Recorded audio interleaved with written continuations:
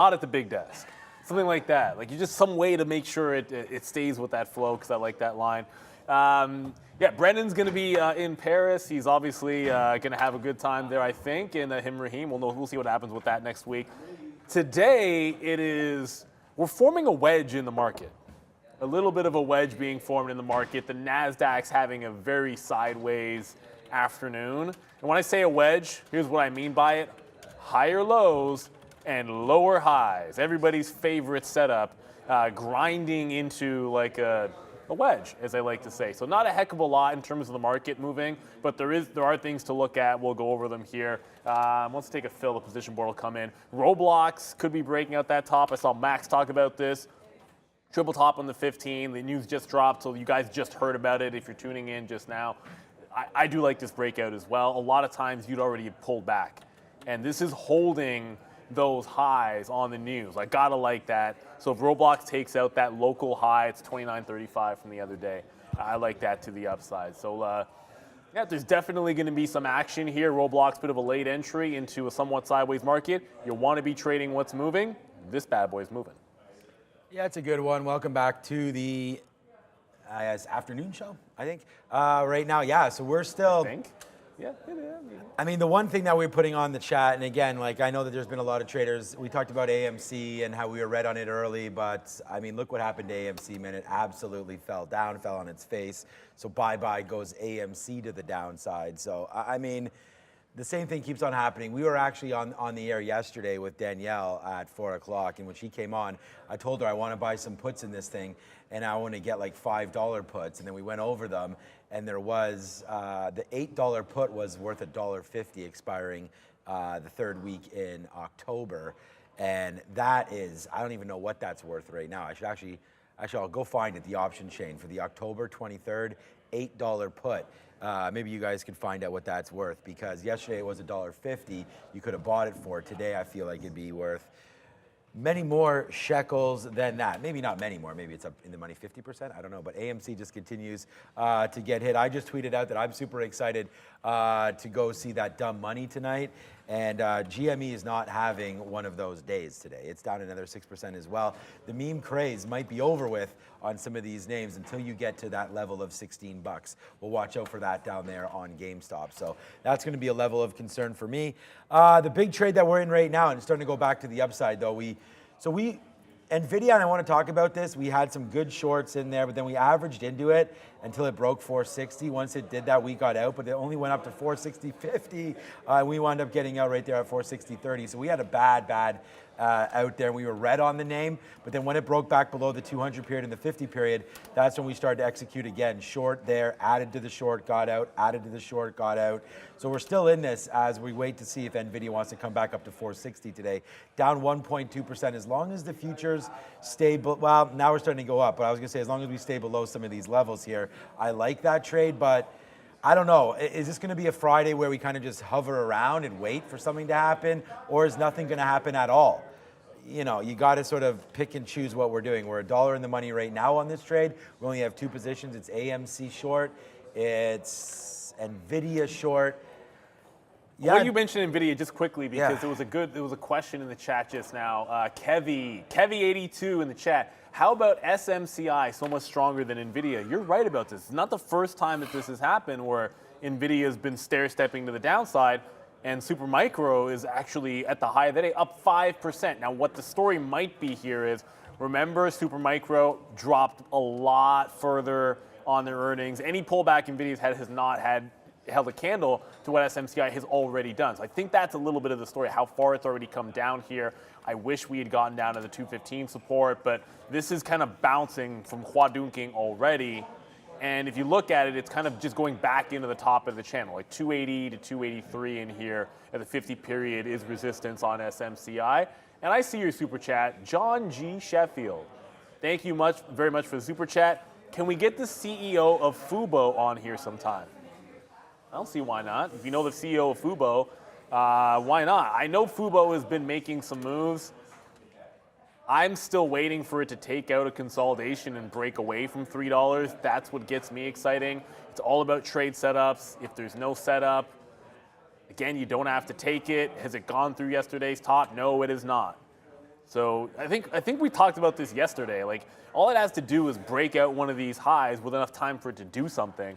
And I'm all for Fubo. It's kind of sleeping up here. Strong move. Maybe we'll see some continuation, but until it takes out yesterday's high, breakouts require breaking out the high. And Sharif is now ready at the desk, doing some double duty today. Oh, hi. Okay, yeah, first, on the topics manager, you just saw me in this one, DocuSign. This one reported yesterday, and they beat on the top and bottom line. However, it's been sold off today. Yesterday, we closed around 52.25.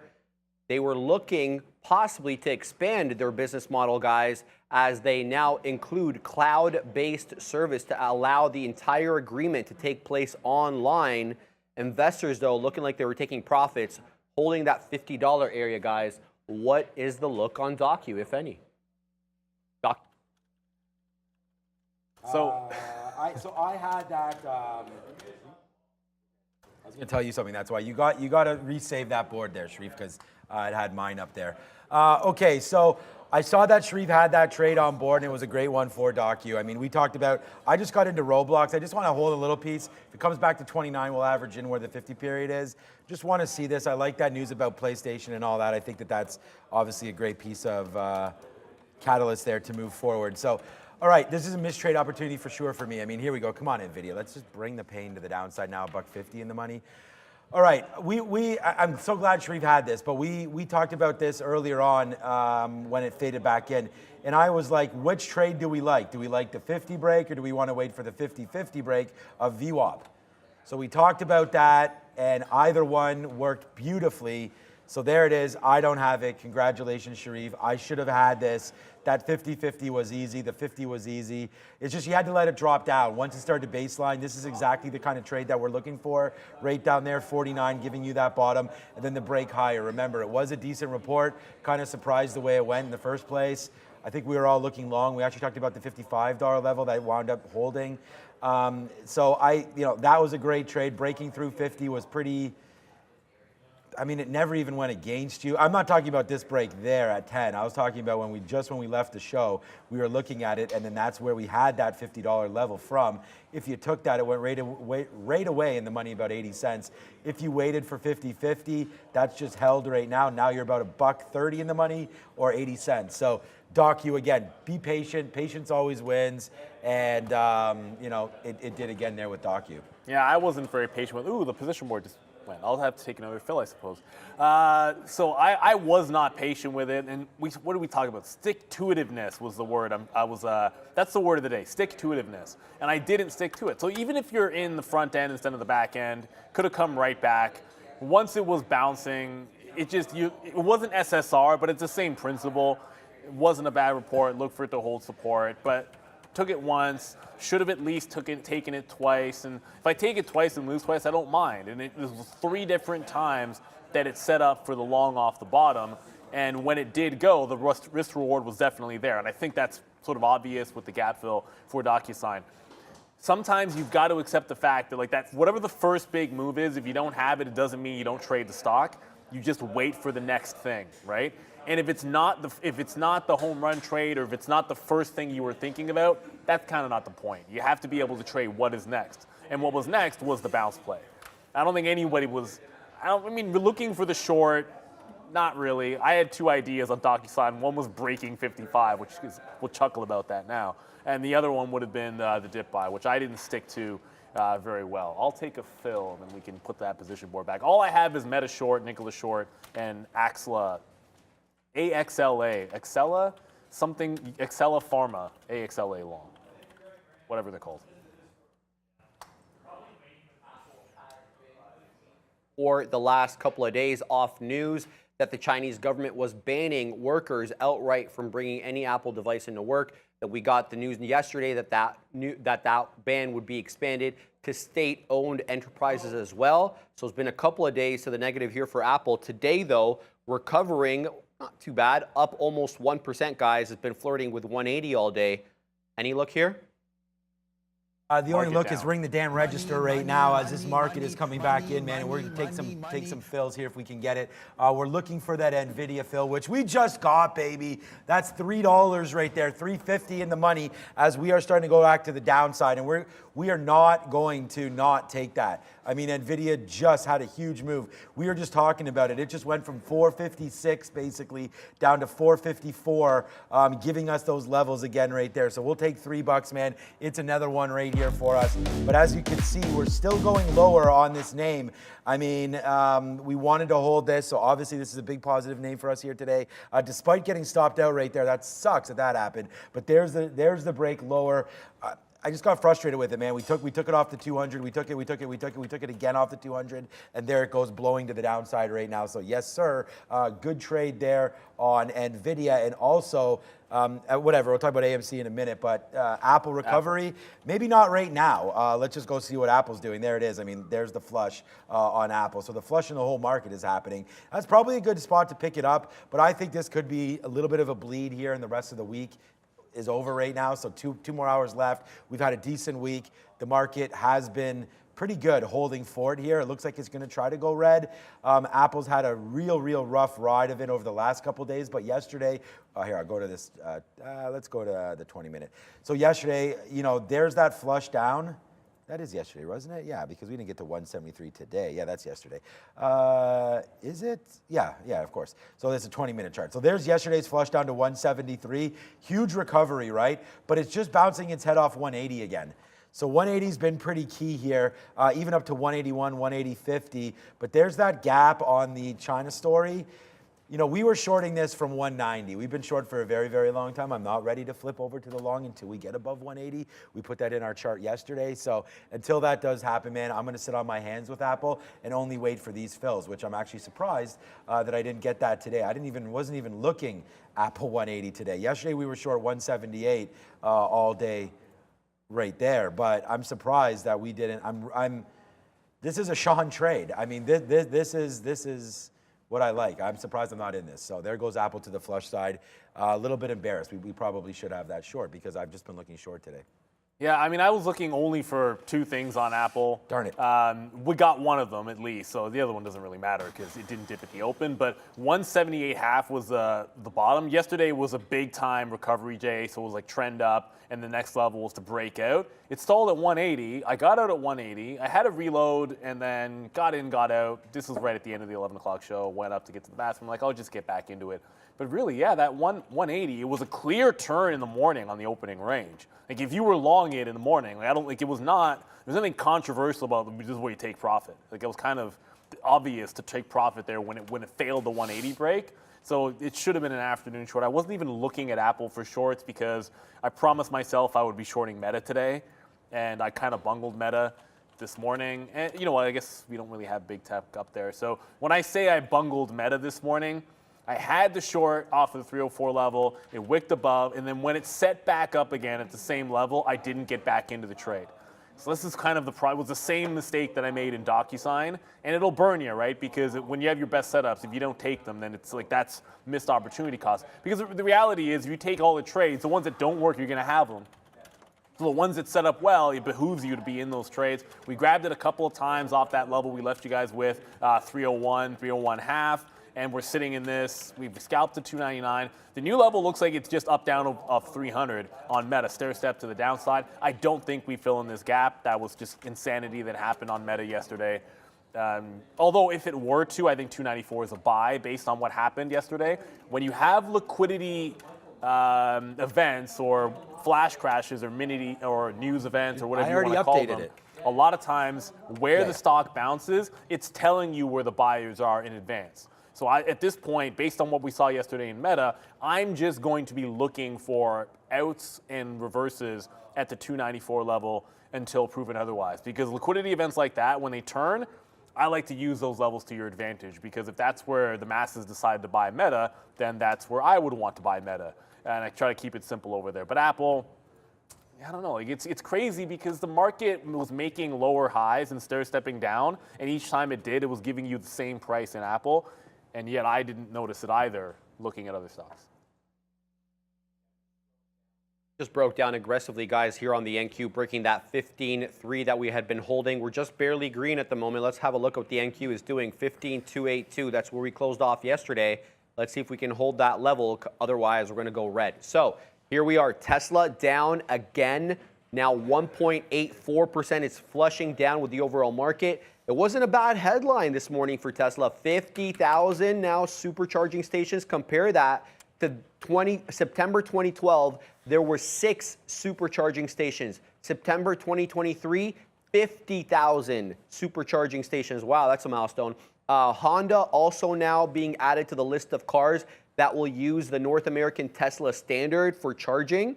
So that was a decent headline. Not today, though. 1 3/4 south. Any look on Tesla? Dump it. I mean, it was... We had it early, but... Yeah, it's like everything else. Like the longs early were absolutely fine. What's crazy about it is that breakout price, that 253. So I missed 253. I have a rule which obviously didn't work for me, which a lot of times, if you like a breakout, well, if I like a breakout, once it moves too far away from that price, I cancel the order, and then if it goes back up, I'll reassess whether I like it, because I never want to sort of be chasing a move to the upside, and then it snapped back up, missed it. That was the first trade. You always want the first trade. And the reason I scalped out tight the second time through is because I never think that you're going to get the same move, right? If I'm late to the party, don't try to take the trade before. Respect the fact that it's very unlikely to be as good when everybody likes that same 253 level. The first time through, it should have less resistance on the way up. That ends up being true here. But what's frustrating about it is look what happens when it reclaimed in the afternoon at noon, when it took back down that 253. First consolidation, there's so many reversal plays in here. That was probably a reverse. Now, I was focused on Meta, unfortunately, and this buyout that I'm in. But this was I don't want to call it an easy turn, but really you're stair-stepping to the downside. You like a level in the second half of the day when the futures started rolling back under that 15.3. That's what it gave you on Tesla. 242. 244, so 43 there is a big support level from yesterday. 242, I'd have to show you the 15-minute, I guess, to go back that far. But those are the next two levels to the downside. Good news or not, valuations matter when rates are going up, and every single day, the odds of another rate hike at the end of this year, they increase. I haven't checked it recently, but it did go up overnight again. So, while that's happening, these names are getting under pressure. Yeah, we wrote down, we really like Tesla. We actually wrote down the long here, 253, and the thing is that it doesn't have to be right for a very long time. It just has to be right when you take it, right? So there's the break right there on the pre-market high. We had a lot. It's funny because the market's going to, well, is it? I mean, probably going to turn red. It's right now basically flat. But early on, man, the market was real excited. We had AMD. It's going to look crazy when I show you the longs that we had early. We had Intel, Tesla, and AMD, and they all shot up. And thank you again for everybody watching the show early. We made our money early and gave some back late, but this was like a nice move right there. So we got 253 out 256. I mean, that's $3. So we already made $3 long. We got out first for 50 cents, then $1, then about $1.50, then $3. And then once it broke the 200 period, which was at 252.50, we got out. So we lose 50 cents on the last 20%, but take advantage of all of that going on the way up. So, trading is often all about timing, rocket science statement right there. So you got to be in the names when they're moving. Tesla, obviously, right there on VWAP. It started to make the move down. It came back, touched VWAP right there again at 254.50, and that was its best trade all the way to the downside. So, it's that whole crystal ball thing that I kind of joke about all the time. It's like, if you knew the market was falling down, then you probably use all these VWAPs as resistance levels, right? But Tesla just didn't have that idea, but there it goes to the downside anyways, making lower moves. So as we go, it's still at a good spot, 246 and change. We've seen some holds here before. You're also at a level for the NASDAQ that could possibly hold right now, back into sort of some of these levels that we saw in the pre-market. Could be a decent long opportunity now for Tesla, so that could be something. It's funny because I was going to ask for that change too at the bottom. Well, we went from GameStop to AMC because I'm literally. Well, I just messaged Sharif. I was like, look, the whole idea, we have the morning rundown, but it's not a guarantee that you want to be looking at the exact same topics. Sure, everything on there is going to be a story. Like, it's not there wasn't a GameStop story, but AMC is overtaking it as something worth looking at. So we're thinking alike there, and thank you, Sharif, for making the change. But before we get to that, let's go back to the desk and move on to the next. Yeah, guys, Intel has been very strong lately. Let's have a look at the chart because since that bottoming out August 25th, it has been up and to the right. We got that 32 hold back then, and now we are definitely just a smidge below 38. Here's the headline, guys. Intel, it's being reported likely to manufacture the ARM chips, analysts say, which is going to be important for them because Intel has been focusing more on its foundry business than on actually designing chips itself. You'll recall that ARM IPO set for this Tuesday, so make sure to be ready for that, guys. What's a look on Intel? Oh, we're ready for the ARM IPO. The good thing about IPO trading for day traders is it's a very simplistic trade. And we'll go over it at that time. Like, we're not exactly reinventing the wheel when you trade an IPO, especially a hype one. It's basically just go long at the open and then have the gusto to try to hold for the move, right? Like, you have yourself an out. Like, you're not trying to get run over, but have yourself an out. Intel was a tale of, okay, look, the triple top on the daily has been broken, and it's been a great long going into this and through it and all that stuff. But it did make a bit of a reverse today. It's still above 37.50. So I think it's still in the upward trend as long as it's above 37.50. But there's no denying the reverse that happened in it. When it got underneath 38, I did have some shorts. And at 37.5, maybe we test that today. And as being the breakout price, I still think I like it. It's a bit different when the market is this weak to want to catch that if it gets down there. But on the daily and every other time frame, that looks like a good dip buy. I did short it off the 38 level. I don't know if I would do it again. When you zoom out, it still looks like this is a strong stock. And it's tempting to look at this trend and say, well, why not just short it if the market's going to fall? If the market goes red, 38 is probably a good short. I just feel like there'll be safer things because Intel has been a bit of a beast the last few days. Like maybe a Micron or an AMD or something else is probably safer to be shorting other than Intel here. But again, it's down 0.7%. So. Intel's my number one stock today, profit-wise, and I think it's because we played it like a fiddle. So it's just right there with breaks the early. I told you right away off the open there. We just got a feeling that the market was going to try to bounce. There was a lot of names that were setting up with decent catalysts. I thought Intel was one of them, breaking the high. Plus, market was starting to go. So I mean, they're all three trades I'm going to talk about right here. Someone said SpaceX, Sean X, but it's right here, and it's just, we wrote them down, and it's just the break of 28.30. So as soon as that, I was hands off, man. As soon as that happened, boom, trigger fingers turned to Twitter fingers. Right there, nice upside move. Boom, right there, we got a nice trade. We actually got out at the highs of the day. So that's 38.30, boom, boom, boom. Comes in, and then this is where I'm really, this I think was almost a better trade, and it was just because we were super patient. Like normally, you never heard that line, Fabian? It's a Drake line. Twitter fingers turn to Twitter, trigger fingers turn to Twitter fingers. What? All right, yeah, it is pretty bad. All right, anyways, okay. The point is that this. Drizzy. Normally I'm averaging in right here, right? I think it's on back-to-back, where he's talking about Meek Mill, because Meek Mill thought he was all hard and everything, and then he started tweeting stuff. So anyways, okay, so there's the break right there. Correct. I mean, shout out to Meek Mill from Philly. I mean, I love Meek Mill, honestly. That song that they played of his Dreams and Nightmares when Philly came out for the Super Bowl, that was pretty lit. But okay, back to that. Shout out to everybody in Philly there. This is a huge move to the downside there, and this was the better fill, in my opinion, right? It came right back in, right to 38. We waited for it. We knew our risk to reward was 10 or so pennies, and then we just ripped this thing right back to the upside. So this is why this is my number one name, and I'm cool with this, man. It came all the way back up, out at the 50 period, that's 25 cents. Out at VWAP is 35 cents. Out at 50 is at 55 cents. Out again right there when we broke it. Everything was pretty much GTG, good to go. You know that one, Fabian? On the way to the upside. And then when we finally broke 38, then we got out of the last little piece. But we really hit this well. This is one that I really like. So, pretty happy with that as we go. But yeah, I'm still watching out, man. I mean, I was just saying to Comp SRX1 there that this was a good bouncing spot probably in the futures. And the name that I was looking at, the problem is that I'm kind of getting blinded by the light. There's another one for you there.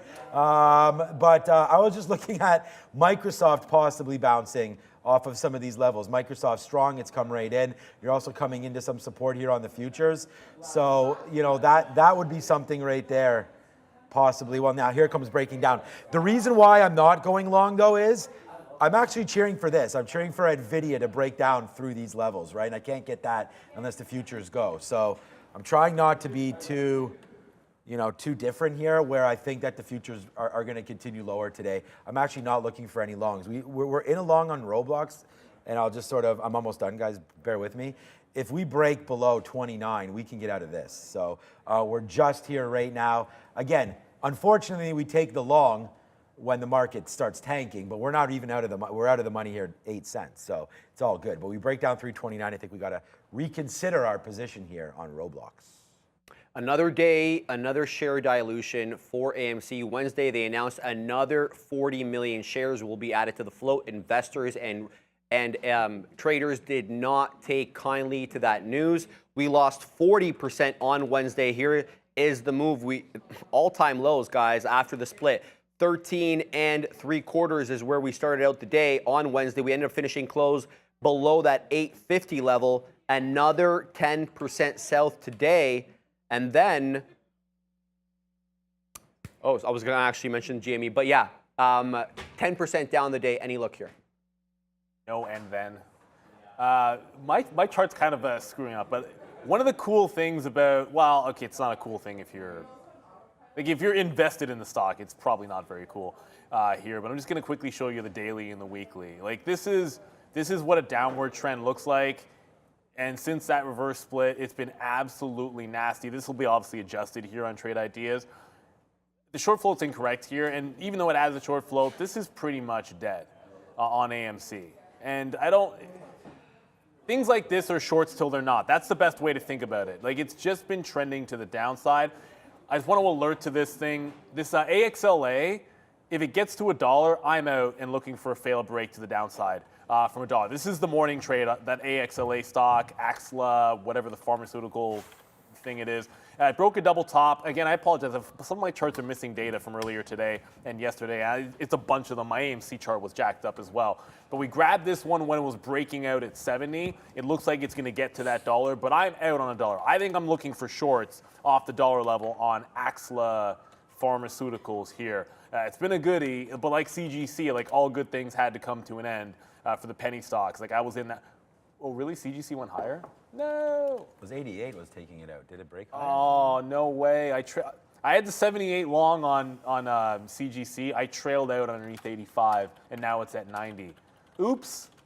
Oh, that sucks. Yeah, so maybe Max is still in this one because I know he got into the long up here 85. So this could be headed to $1 as well. So when the market's trending down, I say this all the time. If you're looking for longs, try to find them in like small caps that are going, squeeze names that are going, or these low float type runners. Like that's where your longs are generally going to be if the market is trend down. Sometimes you can find relative strength. Roblox has news. That's the reason it's up. So find something bucking the trend. And when the market, the NASDAQ is weak, I tend to look over at like penny stocks and runners. I should still be in CGC. That's a fail. That's a wick out and should be a re-entry off the 85. I didn't even realize it was that strong. This stock, it wanted $1, and we kept saying this was going to get to $1, and now it's going to get to $1 without me. I'll probably short it anyways at $1. I hate CGC. Okay, so I mean, all these weed names. I thought you had you own Tilray. I own all of them, man. I own CGC, Tilray, whatever. I mean, you just keep naming them or whatever. True Leave. Dollar says you never own Sundial. Right, correct. But I did own Aurora Cannabis. What is that? Is that? I mean, these are all. I don't even want to. I mean. Whatever, man. Just someone send me. Mitchell got me into one of them. I don't remember the name of it. We were going to Texas and we're in the airport and he's like, "Yo, man, this is the play." And I'm like, "Okay, what? Like whatever." And he sends me the symbol. I'm like, "Yeah, some penny stock. Like I'll put a few shekels into that thing." I remember looking back at it like after everything settled down. I think I forget. I wish I remembered the symbol, but I'm pretty sure I bought it at like 47 cents and it was at like 5 or something. 5 cents? Damn it, Mitchell. Oh, yeah. I'm like, yeah, come cool. on, bro. And I think it did double up at one point, so that's probably on me. But again, it's easy to get bag held on these things when you don't care, which you should always care. Yeah, but anyways, that's the problem is getting lazy on what them. was the name of that symbol? I can't. I'm trying to remember what it is. I think it's called Terracen. would be my guess, because I Yeah, know that he was into that, TER. Okay, but anyways, it doesn't really matter. I mean, I initially bought CGC for pretty cheap, and it went pretty high up. So I wish I got to just look back before I start talking about so negatively about the weed stocks. I mean, maybe there was a chance that I actually made money on them. I'll have to double check it. I don't think so though. But right now, what I know I've made a lot of money on is Nvidia. Why? Because I've been buying this name probably for a decade. I mean, this is just averaging into names, dollar cost averaging. I started managing my own portfolio at probably 20, I don't know, something like that. And then I was just like the wealthy barber technique, kind of, buy the bigger names that have a solid dividend. And then I started, so that's why, my average cost was on Apple and Microsoft. And I mean, this is the story of a lot of you guys. I mean, this is not nothing. It's just, if I was to start it all over again, which is what I'm telling, my kids and things like that, is I think DCA is one of the better strategies into big names. I mean, and it's just like Nvidia, there's a big, huge, tall guy here, used to be a big, tall Greek guy, and he made fun of me when I bought Nvidia at $100, and then he made fun of me when I bought Amazon at $100, and all these kind of things. Like, why would you buy a name at these prices? But at the same time, it's like you got to buy shares of names that you think have a possibility. Obviously we didn't think Nvidia would be up 300% this year, or else we would have put the whole damn thing in there. But that's why you got to have. And I own too many shares. I'm probably too diversified. Like I bought some Eli Lilly. I've been buying some Pfizer. I actually haven't bought anything in a while. Was looking to pick up some more. The last time I bought Tesla, we were actually right at this level of 42s. So I'm actually still in the money on it, but I know Neil had a good one down there in the 20s. This is where I want to buy again. Like, we've already come down, proof of concept worked. It came back into the 20s. I want to buy this name again. I also want to buy some Ubers. It wasn't just the 20s. What? It was 222.20. 269 or No, something. 222.22. Okay, so all twos. All twos. So that was a good one. So, but that's where it is. It's like It's a dumbass you're not thing buying to do. these to get out of them. You're You buying really them shouldn't to- care about things like that. You shouldn't. What, the prices? No, you should almost No, just I kind of do the same thing. There was a really cool study. I we wish all I do it. wish I remember the name of it. That actually, if you're looking to just buy periodically, well, I mean, dollar cost averaging, you can do that as a thing. Yeah. But buying the close is actually over time the best way to buy, because a lot of the upward movement happens and there's gaps so over. much like euphoria in the morning. Yeah. So really, I almost feel like it's like if I want to buy a stock, it's like I'm buying it this Disney week. Dan as well. That was Buy a it good at the, one. you just buy it, take the closing print Yep. long to Yep. add to it, instead of a lot of times you end up throwing an order that gets hit in the morning or something like that. But I don't know. I mean, but if we're gonna do something dollar cost averaging, it doesn't really matter. No, you don't care. What prices, guys? I mean, I know I've shit the bed on Disney. Like, I've really, again, this is. I actually think my cost is probably somewhere around here. I was lucky enough, again, we can't rewind time here, but you could rewind it because it's on YouTube. But I was lucky enough to sell Disney. Basically, I think it was 165, 185, something like that, when it started falling apart. It was actually, you'll see why I sold it if and when this chart loads, which it's not going to. So no, you're not going to see it. But it was just leveling off, and they were coming out with one of their reports, and then I was like, you know what? I'm going to get the heck out of this name, because I don't trust the direct-to-consumer release that they had there. So I wound up getting out of probably about half of it up there, and we have been buying it back. But my first buyback, I think, was like 91, 92, and then we bought some more at 85, and I've been talking about this name on the show as well. I didn't realize the sort of the power there of, just sort of the moves that they politically that they made, and then of course you're now running into the Screen Actors Guild and the writers and things like that are now really hindering potential Disney longs. But once they right the ship, I do like this name. The problem is content still remains to be king, and there's a lot of new content coming out right now that is not just Disney related, right? Netflix is pumping out great animations as well. We talked about Roblox and some of those other things going more digital. Roblox coming on to PlayStation's platform. Roblox going to go on to probably, Apple TV or things like that. And Netflix is into gaming. Amazon is into gaming now as well. So Disney, although once was sort of the king of all content, and I know they bought Marvel and Star Wars and all that, but let's be perfectly honest. There's a lot of people interested in Star Wars still, okay? But I almost think that the new generation... Damn right there is. No, but I'm talking about the new generation. Like, if you actually go on to... And we can actually channel check this. No, I'm sure you can. Like, you're old. Of the course I new am. generation. Of course I am. I mean, we're the same age. But the new generation, like, if you go onto a playground right now, just look for the people that are actually wearing Star Wars gear. Yeah, but no, but it's very, very limited. yeah, but exactly. But the whole point about it is it's who actually spends a bunch of money and a boatload of money. But I don't think it can continue. I think it can. Yeah. Holy mother of AXLA! Wow. Okay. AXLA just broke $1. So, anyways, cut my chart for a second. We're gonna do the ad read in a second. We'll get to business, but I said I was going to get out and I would flip short in front of $1. So that's me covering, that's me shorting. So it wicked $1 exactly. I waited for it to test $1 and then got in on the back end at 98 and it broke $1 promptly. So let's just be cautious with this one. It has definitely gone parabolic. 100 million in volume. It was a good long, probably could have stuck with it, but you know me in the dollar level. I'm usually going to take a shot at it short. I don't think I want to fight this one past $1. If it's not failing at $1, then you want to walk away from it there. But let's get some business out of the way. Yeah, I like that. Get that business. Business. Rundown brought to you by Trade Ideas, real-time scanning and alerting used on the desk by everyone you see on the show. See what's moving in the moment. Check out the QR code, bottom right corner of the screen, guys. Take advantage of this if you haven't. Great deal, 20% off. Trader TV 20. Shout out to our friends over at Trade Ideas. Speaking of trade ideas, let me show you my trade ideas here. Like, forget about the fact that these things, you don't care about a short float. If you're wondering why this is going ham today on AXLA, 26 million float. It's done 120 million shares today.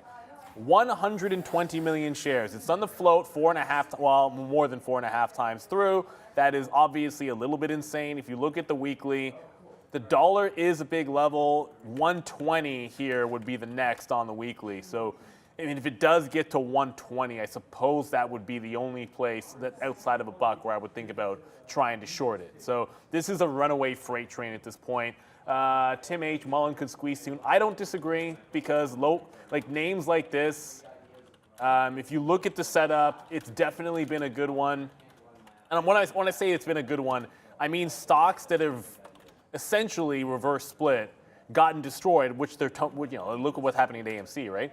This is what happens when you reverse split, but double bottom. Like when this made a double bottom, it's like if they didn't do the reverse split, it was actually set up to try and go again at 10 cents. This one now double bottom at 39 and suddenly has a chance to go. So as long as this is above 39, I still have my breakout order set from this morning. I put this down at the open that if we broke out yesterday's high, that channel off the 39 bottom, I was just going long. Maybe I don't want that anymore. A little late in the day. I probably shouldn't have kept that in all day long. That's kind of ridiculous. I was out of my seat many times. You shouldn't do that. But if this breaks that high, I'm going to be there for Mullen when it breaks that top for that reason. Reverse split, and then you soak up that float. It takes out that high. It's not logical from a fundamental standpoint, obviously, but that doesn't mean it can't be a good trade and it can't work. And that's what it's all about. But let's get back to some big tech because my Apple chart's kind of jacked up now. 178 on Apple about to be tested. There we go. 3 minute looks a little bit better. We are rolling back into the downside. I told myself I didn't want to short Intel, but this 38, it just hugged 38 on a dime. Should have just done it. It just bounced at 37.99 on Intel and it's headed back in. If the market goes to the lows and you can short 97, 98, or 99, like why not? It's like 1 cent worth of risk. And I talked myself out of it at the beginning of this. I don't want Nvidia to go all the way back up, but I also don't want to get out. I mean, I just saw Nvidia, basically rip up here $2, and then fade back out $2, and now it's just right back up again. So I don't know, man. The market just keeps on bouncing right here off this 15,270, this bottom here from the pre-market. So we just keep on bouncing off that low that was made right at the beginning of the day. I mean, we're not keep on bouncing. I mean, I just feel like all of these bounces are relatively the same. We're not getting there to the penny, but we're getting there with a couple handles away and then bouncing up. So I don't really think that we start a short until we get to this 50 period. And then because it's Friday, we may just kind of cruise around a little bit here until we get back to VWAP, and then we may get another flush. So here it comes right back to the upside. there's 457 for Nvidia. Am I even seeing there? I'm at 458.50, but everything is changing so fast on this stock that, these levels, may or may not come back. We'll double our position if it comes back to 457 there. So I really don't want to be afraid of this name until it gets to 460. We're up on the name today. Could turn red for us. Obviously, it will turn red if it gets back up here. But then the market really has to be screaming, which could happen. You're bouncing off there. I hate it because it's only 241 and I'd like to get into something else. But right now, someone just said in the show, what's up to Boonk Gang or whatever right here. Boonk. The market is tweaking right now. I kind of feel like that. Yeah, let's look at that because, Tesla was another name. Shout out to Abel there. Tesla was another name that I did want to look at quickly before we went because I feel like that's going to be a long that we could, so I feel like that could be another long that we could get. I was noticing that this was also at the bottom, similar to Microsoft. So good call there, Boink Nation, because I just feel like that's another one. They're 249 maybe. I don't know why I find that so funny. Yeah, so Roblox starting to go back up. Unfortunately, we were waiting a little bit lower than where this was. We were waiting at O's. Hopefully that can go. Anyways, our positions are fine, man. I didn't even get to talk too much about AMC, but there's the flush. Remember during the day when we were just adding, we got stopped out right there initially when we broke that pre-market level of 80s or 85 there, and I was like, yeah, let's just get out in case it does start to make that move upside. But that's what we did right there, and then you can see what's happened here on the way back in. It just gave it up, and once it gave up that bottom, there was really nothing else to do. Like the bottom break is so clean there at 765 that it didn't even, we took one fill, and then it was just like, wow. And then once I was watching, I was like, okay, well, you got to get out near 50. So those are those outs, and then it came back down, and this is again. Feel like my patience is getting better and better because normally we'd just be getting out there. And then when it came back here, we have nothing left. But now we're just getting out around 75 or 25s. So hopefully our next out can be around O's, which we were waiting for, right? And so, yeah, man, this name just continues to Bit of a technical question for you. Problem here. Yeah. What percentage move is wow? Wow. That's about 10%. 10%? Nice. Yeah. I love this. It's almost like a quadunk move, but. We need sound effects for some of these things. And we need that was easy button. We had a that was easy button. Yeah, that might still be on there somewhere. If you look in our. No, there was a that was inventory. Easy. It was like a big red button and it's with a finger clicking it. You guys know the exact trope, so it's very simple. He has a hi-hat. Okay. That's not. Well, that's fine. CGC is about to break $1. FYI. I'm back short AXLA because it's back under $1. So it's the only level I wanted to play. So I'm back into it at 98. If I was short 78, I'd be freaking out. Back at 98. If it gets into 90, we'll take some profit out. I'm gonna pull up CGC. And I'm gonna be mad at myself. Oh my goodness. Wow, that's bad. That's bad. Should be back in right here. So is you Tilray doing anything? This has been a CGC story, so I don't know if Tilray's even doing it on Sympathy. I just think, to me, it's a technical breakout on CGC on the daily. But this wick out, I don't mind getting out. You can be out when this pulls back, but you got to be back in the trend when it's this strong, and I'm not. And if it gets to $1, is it free locates? I didn't even check this morning because. No, we have to pay for locates. So I'm going to go see how much locates are because if this does what Excela is doing, again, Excela pulling back off the $1 level, I want a chance at this. Dollar back into VWAP is 20% on this thing. On CGC, it's going to be just as crazy. So, wow, that's an unbelievable run to the upside. Bit of a missed opportunity on CGC. But the market's not strong. You guys find some small caps. That's what's going higher right now. That one writes itself, CGC. Getting higher. Getting higher, yeah, it's getting higher. You might be right because Tilray's not really doing anything. Let's check out MSOX. This is the double levered ETF for cannabis. So MSOX right now. We can have a quick look. I was looking at Tilray. It's not really doing anything. So this is the advisor shares. Yeah, double up for MSOS. So, up 12% is nice. And this is a hard to trade. Actually, you know what? I'm going to go MSOS because this is more likely for something that I can trade. Again, the spread's much tighter. Oh, no, we must have a bad wick somewhere here. Let me just see. Do we? I don't know. Why is that so bad? Okay, no, we're just missing data. There it is, okay. So you can see what's happening right now to this. Huge move today from $8. So we'll have to watch out for that. $8 straight upside. So let's see what it looks like. Why, I don't know why my chart's moved over. We held, okay, so again, sometimes it's so easy when you look at it. Like you just go back a couple days, it's held 8, it's held 8, it's held 8, and then there's the pop. I think that's probably similar to CGC as well, holding like that, 60, 70, 80 cent mark, and then eventually bumping up. Well, this name, the same kind of thing, holding. Yeah. There's where we got the HHS news last week. Was it last week? The 8th, so about a week and a half ago, and then straight upside since then. So this name's really been working. Of course, we're nowhere near sort of the levels it was at in the past, but still a nice move back up. And the reason why I kind of go, things that make you go, is that Tilray normally moves on news like this, but isn't that look, weird? Yeah, look at the size, 33 million. I wonder if it's just because CGC is still under $1, it's a little cheaper. People tend to like those names a little bit better, but up 3% right here today. I guess you just have to wait for 340 on Tilray, maybe 320. Maybe as a break there, but I don't want to get in this now because if it's not moving, then all of a sudden CGC turns around, this could fall. That's the problem. I would just wait for the dollar. How close are we to $1? 96, it just tagged 96. Yeah. If Tilray's not moving, that's always a bad sign to me when that happens, but this has been like every 20%. It looks even worse when I pull up the 15-minute chart, but it's been stair-stepping to the upside. So it's like I said, it's a long till it's not. To me, that was when it got to the dollar. And I'm not just making that number up. $1 was actually, it's always a big level when a stock goes penny stock, but it was pretty big. Like that was the big turn that got you down to 40 cents. Right in here, it bounced off $1, it got to 125, and when it broke, it was nastiness. That's what's happening to Nicola today. Nicola double bottomed at $1, it broke through. My short should be 99, but it's 95 because I missed my fill. That sucks because that 4 cents matters when you're trading. So I still think CGC has maybe one more maybe not, but okay, if it can hold 92 here, there might be one more push into that dollar level. So let's just give that one a chance. It's so strong today.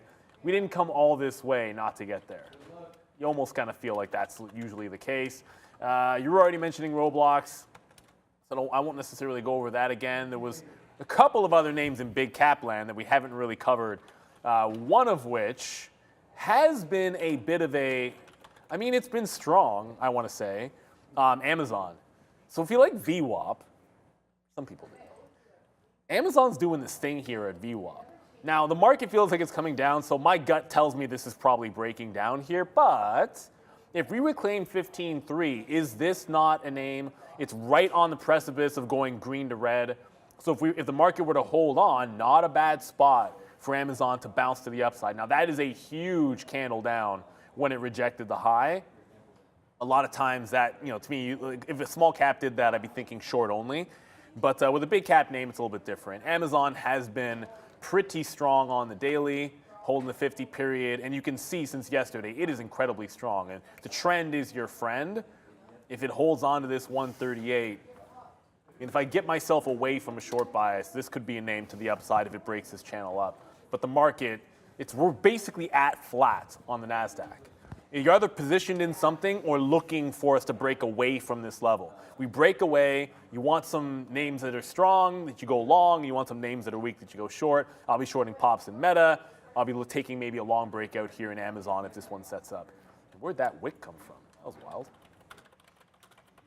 All right, looks like we will be set up for the closing show. Yesterday we had some technical difficulties and we did the show from here. But tonight we'll do it from the big desk. So join at 4 o'clock. Not too many earnings, but we will talk about Docu, which was a great trade there. We should have had it. Oh, it just came back in again for Docu, but it only bounced off the 200. But we like the 200. Again, this is why I always say it. It's just like, you don't know. We like DocuSign. It was up, right? It was up on the report. We started the day. There's the close yesterday, 52. I mean, basically when the market opened up, it was flat, but it was cruising to the high side, 53, 53, 50. Then for some reason, again, we thought the numbers were fine. It absolutely tanked off the open. And then this is the trade that you're looking for. A little bit of a barcode there, and then try to go with the way that you think the report should have gone in the first place. So weekends kind of get shaken out there because, again, there are going to be traders that are playing these things with options and they're going to have to cover or not, or different things like that, or maybe the number's not as good as some hedge fund or whoever thought, so they're dumping it, or they're waiting for Aunt Kathy to come in, especially a name like DocuSign, to come in and buy it. And if there's no buyers there, then this is what happens, right? So you kind of wait for it to base out, and it definitely did that. So the ultimate long would have been 49.50, but again, that's tough to do because it just keeps on testing. And this could have been a flat bottom break, right? Here's the flat bottom, there's the break, but instead it breaks higher. Flat top break, right? Is what I think they're coining. So it's the other way around. So you kind of have a top here and then a break higher. And then we did okay. I went up about $1.30, $1.40, and now it's just bouncing back again. For me, I would rather now wait for VWAP because it's pretty defined at this point. As you can see, it's really leveled off. So any traders want to buy dips into VWAP. So we'll see if that does happen today. So DocuSign, I mean, if you like the report and you're able to buy the dips underneath VWAP, that's great. So what I could see happening is it comes back in. Any traders that miss these bottoms will just start to buy them up here because they've been buying in here. So they need to get the trade back down maybe into VWAP. So then if it comes back, I feel like they'll buy it to have a better average price in hopes that it spikes up, and then next thing you know, they'll be beating VWAP. So we'll see if that comes through on that side. And just another trade. It's the same trade, but I just want to give you an out because I didn't have any bids on AMC, but now I do. I'm going to put one here at 15s. So if it comes into this level, let's take it out. I told you I was bidding 7, but now with only an hour left, could possibly not come in. So we'll take a fill there at 15, and then if it drops into 7, then we'll think about ending the trade. I mean, it's going to be a big one today, down 11%. I could say this is where you get an SSR bounce, but it's been SSR now every day. I guess today it's from yesterday too. Yeah, it's from yesterday, so there is no SSR bounce. So it'll be SSR every day the minute it comes off. Then you got to wait for the next time to bounce. Yeah, so, it's wild. Like it's just only going down. But Jean A in the chat said Nicola not 95, Nicola's 88. Yeah, you're correct about that. When you see at the bottom there, I just went to point and I'm like, you see at the bottom, those are not the prices of the stocks. Those are our positions. So we're in live trades in these positions. So it's not to say the stock is trading at that price. It's just the last entry point we have. So if you entered 3 times, say you shorted Nicola at $1, then at 98, and then at 96, your average price would be 98. But by the time you're at the end, it would show 96 because that was your last entry. So it's just the actual positions that we have on. I haven't added to Nicola. I had 1 short on it at 95, and that's basically all I've done with it. So it is headed to the downside. It's that dollar failure, which is what I'm looking to have happen on AXLA, which is doing, I'd say, a pretty fantastic job of holding $1 for now, because it wicked the top, stopped out anyone that's short in front of it. I was one of them. And then it came right back underneath, shorted it at 98. I have yet to get a fill. I'm bidding 94s, I'm bidding 92s, I'm bidding 90. If it flops all the way down into VWAP, I'll probably get some out in front of the 85 level. But then if it quadunks, I think we can try to hold it a little bit more than that. It would be nice if the market could show some strength at the end of the day, but like 2 minutes ago or 5 minutes ago, I was just saying, yeah, the market's dead flat. It's still dead flat, the NASDAQ. So you're looking for some resolution to the downside. I am poised short. If we do bounce off this level, reclaim 15, I like Amazon long. I think I like Apple probably long as well, but until that happens, hold on to your shorts, look for some short entries if they're even available. SRPT crash, Boris is saying, Sarepta, crashing? Oh, it's having a bad day. I don't know if that qualifies as a crash, but that's it's a subjective thing. It's definitely moved like 70 cents off the low, and okay, it hasn't crashed yet, but that's the 200 period. And this is a recent channel here at 119. This opens up underneath 119 next week. That doesn't look very, very good for this stock. Again, if there's news, I probably don't know it just yet, but it doesn't seem like much of a day trading stock. The volume's pretty low on it, but it doesn't look good for this one at all. I just, I saw someone tweet that $3.75 a gallon there for gas. We've talked about oil making a move right now. So I just put it up here. Go to Twitter and go find it. And I want to see some responses here. So Luke says, and I have to refresh, maybe I'll refresh it, but Luke right now, and just go over to it. I mean, maybe we can, here, I'll put this in the chat. Bears versus Bulls can do it too. I just want to see like where it's expensive. I know California is super expensive, and here goes Jonesy right here, $5 a gallon. So, I mean, right now here in Canada, it's what is it? It's 3.8 8 liters, I think, per gallon. So we're at $1.65 roughly times 3.8. So that's $6.72 a gallon Canadian. So times that by 1.3. I don't know. I mean, the US dollar, that's right. give or take. So $8 right now a gallon here in Toronto. Price of river. Which, of course, we're oil-rich nation. I'm sick. Our government honestly can take what. I love our government. I mean, what am I talking about? Do you, though? Right there, well over $5 a gallon in California. Is that the right math? 3.8, I think it is, liters per gallon. So I think the math I'm doing is right here, and it's just now I'm about to throw up. Now the more I think of. No, $5. The guy just said here. We just saw and then 3.27 in Alabama. Damn. Man, roll tide on that one, man. Wow, Big 10, Alabama. baby. I'm moving over to Alabama. Shout out to Eddie Lacy right $3. Okay, so let's Eddie see. Lacy, That's right. like the 18th best running back That's in Alabama history. Green Bay. Eddie Lacy, the guy you're for Alabama. There's so many, but Like come on, Alabama it's like Green has so many stars. You're gonna talk about Eddie Lacy. You know you're a Packers fan Right. when Eddie Lacy is coming out your mouth. Bay. Right, exactly. I wonder what that guy's up to. Yeah, so someone else says in New Zealand, 682 right now. So thanks for ripping right now. He's talking about that. So anyways, I just thought that we keep talking about oil here and sort of how expensive it's getting and nat gas and all that kind of stuff. Speak of the devil, here's Tesla trying to hover around VWAP in the 50 period right now as well. If you're a Tesla owner, I guess you're not super worried about the price of gas right now or oil, but again, it's affecting many more things than just simply put your car.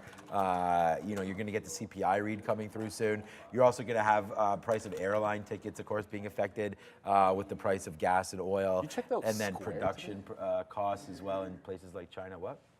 Someone in the chat was just like, why haven't we looked at Square today? Down 5%. This stock is What? getting its butt kicked, man. Square is. Yeah, it's not this good. is bad. Like it's like bad. Like trend down, look short. Just try to profit by shorting the stock. Flat bottom. What am I doing? Flat bottom break 55. I thought I had an alert set. Sometimes for it's this. easy and I sometimes obviously it's did not have an alert set up on Square for the 55 breakdown. Let's slap a fail on that one. Gotta have these. As a day trader, you gotta have them. That's a big double bottom at 55. It's a big ass round number. What is going on here? That's a really easy trade. I know, look, nothing in life is technically easy because you got to execute. Who knows what liquidity is like at the open on that fill? But That's correct. I've traded Square before. Like at 55 break, you're getting the fill. Let's be real. You're getting this fill because it's actually at 56 at the open. So when it's breaking 55, that's at like 9:36. You're getting filled. Whatever you want down there. Is it a little bit dangerous? Sure, because it's already dropped a buck, but monster breakdown on Square. I think you just look short in this underneath that 55 as it continues to trend down. Where is that other local bottom? 51 looks like it's, I guess technically that's still the 52-week low would be like 51.5 on Square. So it's got another $1.50 to go. Wow, it's looking pretty ugly. Lower highs into a like a descending wedge. Hey, there you go, Sharif. Can I be like a CMT, Sharif? Huh? I just called this a descending wedge. Can I get it? Like, can I be a CMT now? Is that enough? Flat bottom, lower highs. Is that good? All right. So my name is Neil. I am a chartered market technician. That is a flat bottom with lower highs, which is called a descending wedge. That and bull and bear flag are probably the only setups I'll be able to tell you about. There's all these candlestick things, which I used to know that I really don't remember. I read a book on it like I mean, how close is 18 years ago maybe, and then How close are you to I mean, was that? how long does it take to become a CMT and stuff? How close? Yeah. Not very. Oh, not very. Oh, okay. no? Okay. No, I just didn't know because I talked to Michael Noss about it, and I can't remember what he said. There's a When he lot was to on the learn, show. man. I'll ask him tonight about roughly how long it takes the average. Do you know how long it takes? 2 years. 2 years. Okay, so about 2 years of. I mean, again, it's all about. It's all about the time you have to put into it, right? I think Yes. because there are certain you can only write tests every once in a while, I guess. Sometimes as well. Oh, it's kind of like. What did he want to say there? Okay. What was that thing? You guys hit a graphic with the candlesticks. What? Melt up. That's going up. That's the opposite. Yeah, That's a quaboom. It's got to go down. That's a quaboom. It should be like a red candle going down. Okay. Yeah, no, Quaboom, that was. Okay. The market's going quadoom to the downside. Yeah, which is good because our Nvidia's going, but the one thing that's going to have to get flushed on the toilet Bye-bye. here and again is going to be Roblox because we tried it against that 29 level. It didn't work. I mean, we got out 75% right there on that break of 29.05. So it's a 10-cent hit there. We'll hold the last little bit. Looks like it is going to try to break that 90. That's what we're just going to leave it for. You know what? I actually put it at 95, but it is 90 there. But you know what is really going down? And we're making infinitely more on this, then obviously we just wind up losing there on Roblox. But still, Roblox, we tried it. The news was there. I actually could maybe, I'm going to get out if it breaks 90, so I'm just putting that trigger in right now. So someone said, do we have automatic trading? Yes, we do. You just have to put in, they're just conditional orders, right? And so, Yeah, it's yeah, it's not automatic It's not trading, really automatic. but I mean, we're hitting, all these keys we're hitting ourselves. You just got to set it up. I'm sure a lot of you have that availability as well. But there it goes right now, breaking through VWAP. So we took that trade. Was not a very big one. We talked about that. We actually said we wanted to stay short, but with news, I thought we could play this. But the market. So the one thing that I am completely wrong on right now is I did not realize that the market had this kind of a move in it. I thought we would sort of get back into VWAP and where we want to engage in more shorts. So which is why we don't have anything on other than what we have on. Yeah. Look, Look, it's a $4 winner on Nvidia, and it's fine. It's going to be this is going to be my second. Well, okay, my number one stock is going to be Intel. We've talked about that. My number two stock is going to be AMD, but following it right now is going to be Nvidia to the short side. And look, what a difference makes, right? All these purples are all shorts. Every single trade is here is short, except I'm here to tell you we got stopped out right there when it broke 60. So sucks.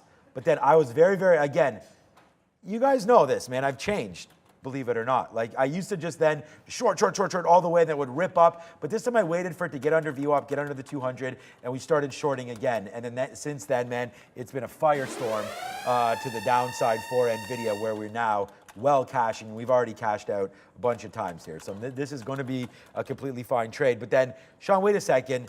And I get this all the time. People message me. Oh, no, I didn't. I was going to say, I thought I threw this, but I didn't. The sticky note. People are going to say, well, Sean, like looking back at your sticky note, everything is wrong. Okay, my number one stock, Intel. That's a long on here. It's my number one P&L stock today.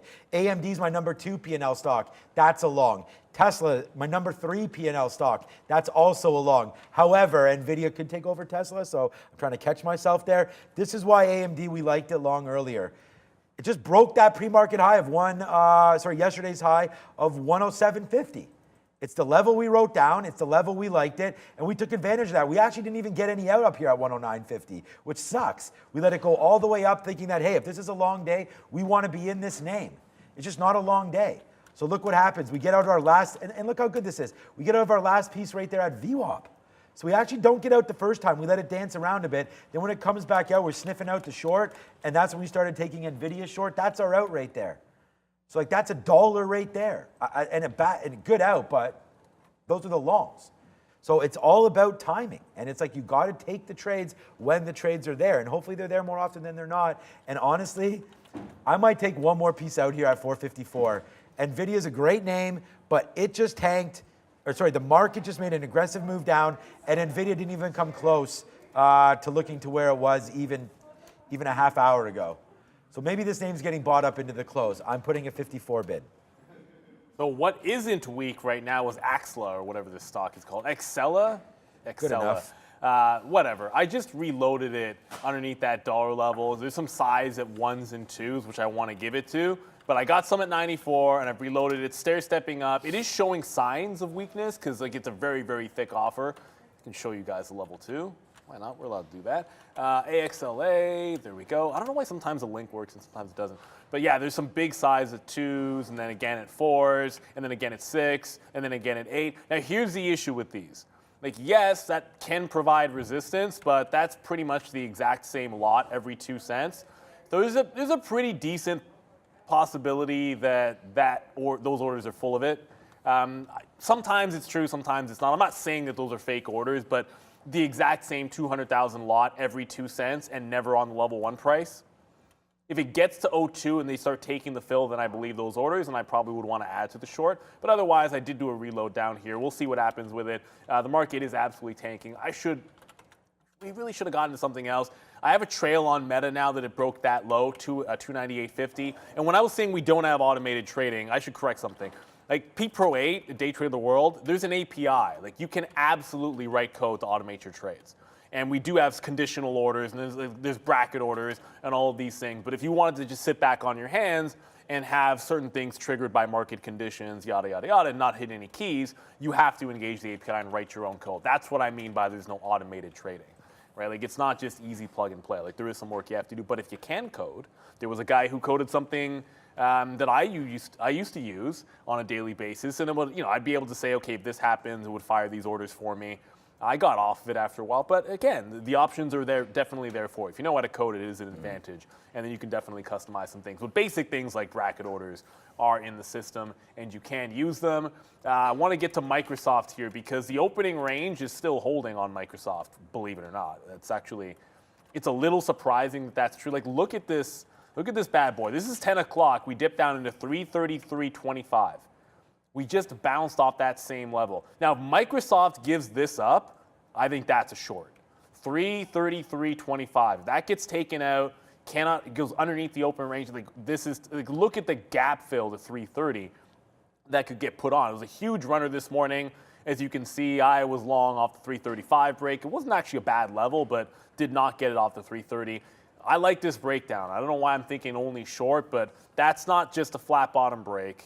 You break the opening range this late in the day into a weak market to end the week, I think you get at least a couple of dollars out of that move, especially if we get like a sell imbalance or something here. But it's bouncing off, showing a lot of support at that 333.25. Actually, I actually liked Microsoft for a long around there, but like it's about whatever the market. Yeah, it's a good level. Yeah. Yeah, whatever the market winds up doing. So we just had an economic release that we missed there at 3 o'clock, which is fine. I just tweeted it out.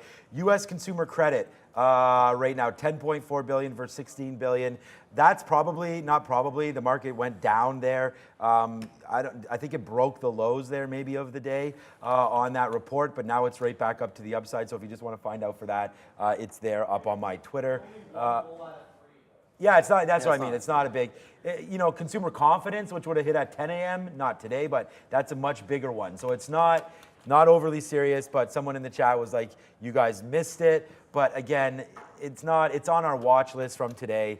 It's not a big one, and I heard Sharif yell out that it's like a 1 bull out of 3. So what we do is on investing.com and on different websites, it will show you sort of the market importance of some of those things. I just wanted to show you this because people may or may not believe it, but like I almost don't believe it. We just bid 16s and got filled there on AMC. It just looks absolutely ridiculous because it shot back up into 20. So that kind of looks a little funny, but that's, again, it's 3 cents away from where it is now. There was a little bit of a flush. You can see there's a decent volume spike there. So we did get that fill. So again, that's a great one. That's 70 cents on this $7 name. So this is I heard Max say like it's hard to get big percentage wins on big cap names. That is for damn sure. That's the hardest thing to do. But right here, you could see we did get this fill. 10% in the money now on AMC, right? 70 cents on $7. It's going to be a little bit less than that because it's really $8 short.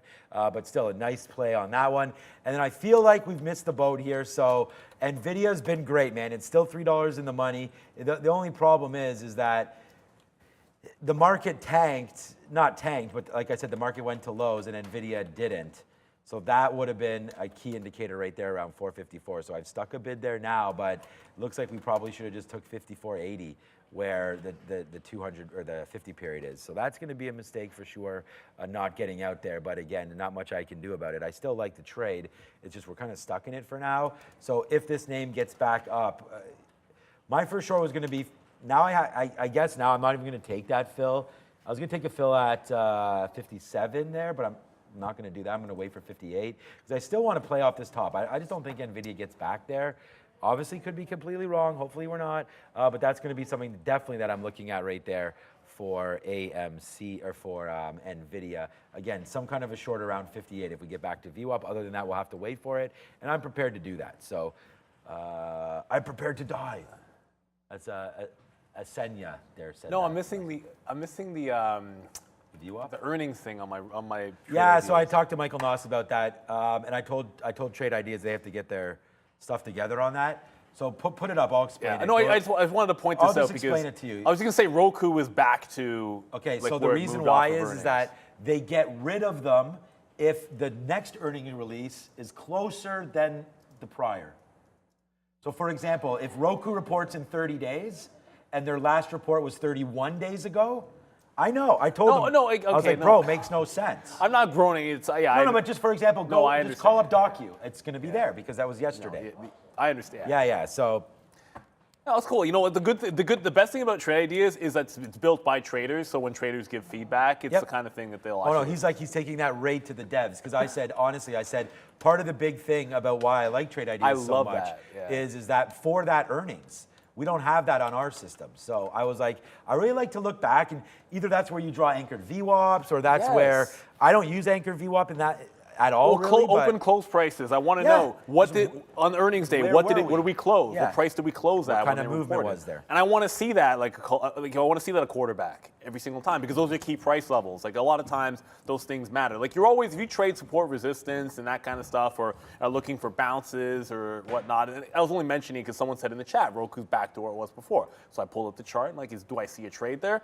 Didn't really, but hey, there might have been one there, and I just noticed that hey, I don't see the E for my earnings thing. Excela, whatever you call it, that size. I don't know if it's fugazi or not, but it did turn off that size above $1. I got 94s again. You can see it keeps bouncing off 94.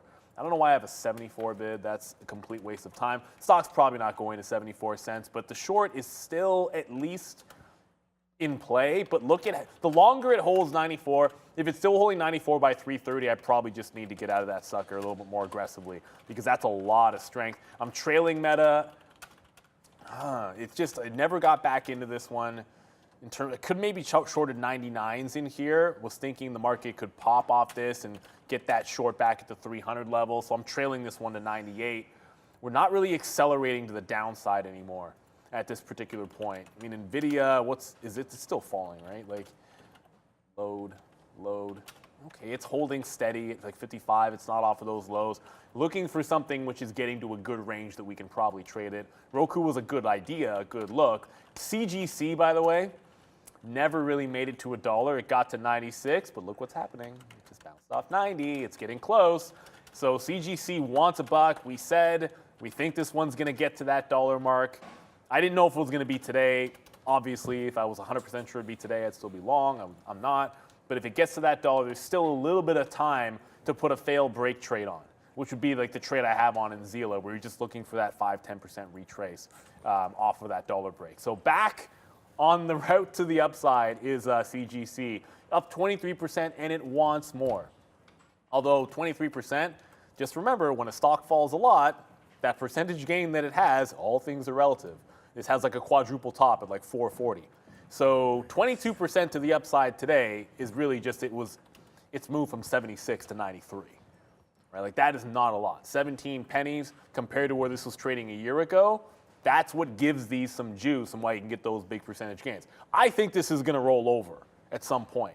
Whether it's for good at $1 or whether it gets to $1.50, I think you just ride the trend until it stops. Try not to hold the bag. That's always the case. You don't want to be a bag holder with these. And to be honest, like this is more of a squeeze play trying to close above $1 than anything else. And when these things fail a buck, they get really nasty to the downside. Just ask Mullen. When Mullen gave up $1, it's just a warning sign for everybody. When Mullen gave up $1, it was absolute just nastiness because they tried to close it after the reverse split. They tried to close it over $1 a couple of times, but when it fell for good, I don't know how far I can pull back my 15-minute. It's probably not going to want to cooperate here. Keep going. One more update. There you go. This is when it failed it the last time. It was right at the open. It tried to get $1, tried to close above $1, closed at literally 99 cents. The following day, wicked 101. And look what happened. It was straight down to 40 cents within a week. So that's the kind of thing that can happen to you when one of these stocks fail $1. I started out as a penny stock trader. The move to $1 was like a golden setup because you just ride trend into it, and then if it failed it was absolute gold. I'm now out of Meta. We rang the register. It just trailed me out there at that 98. I don't know, it just didn't feel like we were weak enough in the market to make another big push to the downside. If we get up to 99, I think I'll short that level on Meta for re-entry. But decent bounce off the bottom here. As the futures, they're just going sideways. Yeah, you don't want to overtrade a market like this. I know a lot of times it's like, hey, what's the next trade? Let's try to find it. I mean, if you're in shorts, that's the jam, right? if you're looking for shorts, you got to be careful shorting off bottoms, I find, especially on a Friday. So I got Excela, Nicola we have from the morning, still looking for CGC at $1, have a decent chance to get. So I feel like that'll be the next thing, like CGC at $1. Yeah, I was looking, I mean, I'm trying to get, so I've changed the strategy on Nvidia just so everybody knows that right now. I'm going to basically just look one way here. I'm going to look short. That's not the change of strategy, but trying to get some 457s and then using 458 as a route. I'm not going to wait for 460 anymore. Don't want to give everything back just because we're going to be wrong on one name. I still think it goes down. I've canceled all my bids as well. So I'm now going to wait for this low, 453. So if it comes in, great. Hallelujah. All that kind of fancy stuff. But let's just wait to see if it does come through. I could have shorted it again. The reason why is I'm going to look now. Although, like I said, AMD is still my top stock. Was that right? No, Intel is. You know, if this ever, like this 106.50 is such a great level there, but, you know, you're just kind of just following down this 20 period, right? Following it down. The 50 period is generally where I'd like to go short. If it comes back in, I think that that's decent, 106.15. If it gets back up there, obviously if we have a little bit of a rip in the chip names, I'd like to get short Nvidia instead. Nvidia is much lower today. Nvidia down 1.43 versus at AMD 0.6. So I favor the Nvidia short. But if this can come up anywhere into here, like maybe we started at 106.20, but I really, really like to test this level. So it bounced off, went back up, came back, hit that same level again of 60.50, 106.50, and then fell. And now you're starting to bleed down a little bit here. So yeah, I agree. I just think that there's a whole bunch. Oh, another level here, Google. Again, another strong name. I was just looking at it. If you're looking for shorts on this, it's all starting to give it up right now. Like this was another name. Like look how good this looks. I mean, it's breaking below VWAP. It's starting to hit this level. So I think a break of 135.80 right here, we can go to the downside and you can give this one about 20 cents worth of risk, possibly filling back into the day's low. And then I think the day's low is even lower than that. No, that is the day's low. So that's about, actually that's what I was looking at. The day's low is really probably here, 135.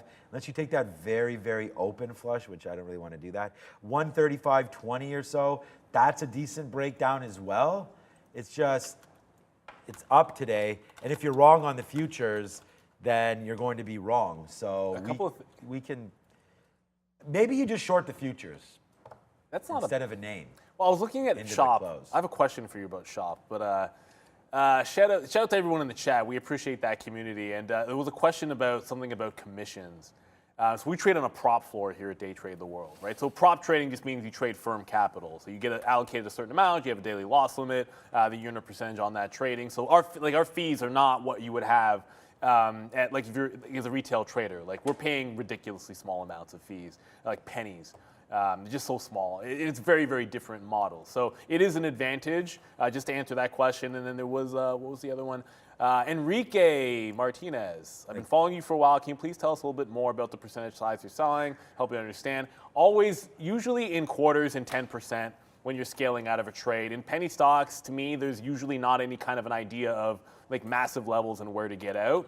Like what I generally do is whatever I'm giving, this is not scientific, but if I'm giving it 2 cents, then I'm generally starting to take profit at 2 cents. And if I'm bidding 94s, like it's like 98s, ones, 96s, 94 bids, 92, like I'll bid 90. Like I don't get very scientific about it. And it's generally like something easy, like 10%, 25% for penny stocks. Because you're usually trading more, I'll get like 10% out at a time for those. I'll say things like I want half out by a certain price, right? Like I'll want half out by this price here. Like see the breakout at 90? If I'm shorting off the dollar, I want to make sure I'm half out when it gets to a level like that, almost at a minimum. That's generally how I would look at it. So that's just an idea on AXLA. But I wanted to ask you a question about Shopify. So I was sick last week. And I was asked, does Shopify look like a good short? I'm like, it's down at 63. I pull up my 15-minute chart, and look at this at 63. Now, I wasn't here on this Thursday, I guess it was, on Thursday of last week. Like at the open, it dipped right down into this 63 level and then ran like gangbusters. Like if that's a real wick, the short underneath here looks really filthy. It's just a matter of like That probably is not a real wick. I mean, is that on Trade Ideas? Oh, that's a good point. Yeah, Because- sometimes And I see honestly, the man, I wicks mean, there what too. happened last Thursday on Shopify? I mean, I don't know. It's just I'm in a daze most days, so I'm not going to remember that. But if that is a real wick, then yeah, I would think a breakdown of that, you could see that support again. But I would say this probably not. one's a dark pool wick, but this Oh, one. that's real. Yeah, This yeah. one's real. I Yeah, think. for sure. Yeah, that one's real at 9:30. This one is probably just an overnight dark pool wick. So 63 is like a flat bottom break, and an underneath 63.25 is a flat bottom break. So it's already done it. So you're saying, does it look like a good short? Well, that's the level here. This is when it broke it. Look at the consolidation underneath. That does look like a very good trend trade to the south side on Shopify. Nicer if you have it above 63. Sometimes the round number is not everything. You know, like the big levels are where they are, not just necessarily around the even dollar numbers. I've made that mistake a million times, where the break will be at, I'm just gonna make this up, the break will be at like 87.80 or something like that. If you look at a chart, and then I'm waiting for 88 to break out. I mean, sometimes that makes sense depending on the stock. For other stocks, if it's like a little bit less liquidity, when it goes, people are just going to put their stops at that level, and you just want to have it going into that break and not necessarily waiting for the even dollar. Sometimes, I know Max likes to do this. You take the 87.80, and you add at 88, right? Because then you'll have an 87.90 price, and if you stop out underneath, you know, you're adding on strength, and it's going to run stops at both levels, and then you're just adding as the market's going up, averaging up. In a situation like that, is the stock's going in your favor. That's a strong flex there. People are killing the slots here on the chat. I just try to hit it. I had 50 points for a 10xer. I got rocket a couple days ago, which put me up. I've lost 20 I won times 500 points. Okay, look. I have 2,100 points right now. It's spin or slots. Yes. Yeah. So there he goes. Ooh. Just in time, did not get it. Okay, so just real quickly, while that's been happening, we have a new position alert, and I'm just finally short Apple right now. Again, you know, it would be nice if it all worked all the time, but Apple right now, we're gonna go short, and you know, it's right back in to base. Zoom in. This is the day's low right here. So this is 9:30. We already took that out right here. This is really where I want to get short, but I'm just going to start a position now on that. We just got more shares. Okay, yeah, just showing that right there. We just got more shares. So I want to just see this level right here, basically, 178.50. We're going to put on shares when it gets up here, and that's that, man. Look at this 50 period. Aw. You know, we're just going to sit there and do that. So that's what we're going to do. We're going to take that. We're going to see what happens there. Did you win or no? No, I lost. I always lose the slots, but thank you. Where are you going? Thank you very much. Bulls versus Bears just gifted me the 50 back. You shouldn't get. So if you're wondering what this slots thing is, it's just a thing through Streamlabs. If you are a subscriber to the channel, that means you can be in the chat, and if you're in the chat, that means you can play some of these old games here. So Anthony Kerr won. I'm gonna There you win go. right now. See, well, you just gift me 50. I'm putting it right back in there, and let's go. Slots 50. Let's go. You gotta roll it again, right? But the problem, yours is gonna come up first. By the way, DG is flying.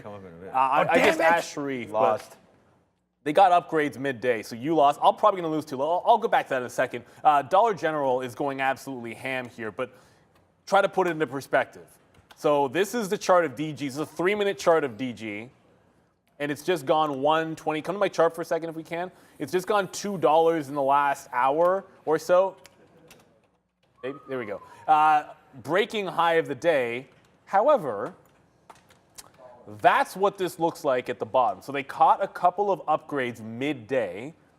Okay, and this is what the stock has been doing. It's been getting its butt kicked. This feels like it could be making a temporary bottom. So I don't know if I want to chase this move at 325. We're going to get the early look on the imbalances. A little bit late for something that I don't normally trade. But if it's making this double bottom here and is going to break out the local high, a relief rally on a stock that's done this, I mean, if next week you're talking about opening above 126 and maybe you can trade a 25, 26 area into even just like 30, it doesn't have to do much for a day trader, right? That is a stock that has been getting its absolute butt kicked. It's an ugly looking daily chart for DG. So like small fills of the gap can be good relief longs. It hasn't had a lot of green days in there, but yeah, the story is just a couple of midday upgrades there. I don't know the analysts. It probably doesn't really matter. You guys don't care anyways. Sorry? Evercore with a maintain. Can maintain D's. It's actually even worse the more you zoom out. It's weird. Like when you zoom further, these things don't usually get any better. That's just how it goes. Wow. All right. Apple went into the money. Now it's still dancing around. So we'll wait to see here what Apple wants to do. That's going to be my newest position, so we are a little bit concerned about it. By concerned, I mean not that concerned. Right there, we'd like to get, I'd like the market to tank. We have shares now. But if it does go back to the upside, we've already talked about that plan of Accione. Okay, so again, like we're under, and we're not breaking. So I have a bid right here at 50. Okay, maybe it's going to come in right now. 450, 430s. So we'll see if it comes in right now. Again, we'll take that fill all day if it comes back into this level. And then we'll hold on. I don't have any more bids after that. Hopefully we'll be able to get that tank through. The reason why we're going to get a little bit, I think it's still going to go down, but we're short Apple right now. So if the market does collapse, we'll have enough exposure in Apple. And I'm really not getting the feels that Nvidia wants to go all the way to the downside. Sure, we're $3 in the money, and I'm like, I don't know. So here, okay, let's go. Did we just get it? Yes, we did. So there it is right there. That's a $3.50 winner right there for Nvidia again. But it's the same trade.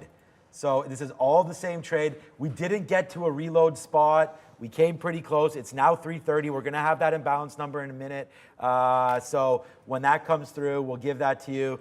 So for me right now, I'm probably, you know what, my 458 is still in there. So worst case scenario, that fills up somehow. But I'm pretty confident now that we'll just sit in this and wait to see what happens. Another name that we've given you, obviously, is going to be Apple. That's retraced back down. We could take a quick piece for 10 cents. I'm waiting for 90s to come in here. Hopefully the market will bleed the rest of the day. Apple's at a good level here. We just took the short. We're waiting for more. Here it comes in. Let's go. It's, again, 12 cents in the money. All we're trying to do now is stack it up, man. I got a date tonight. We're going to go see that. Let's go. Awesome. We're going to go see Dumb Money, which is going to be great. I'm hoping.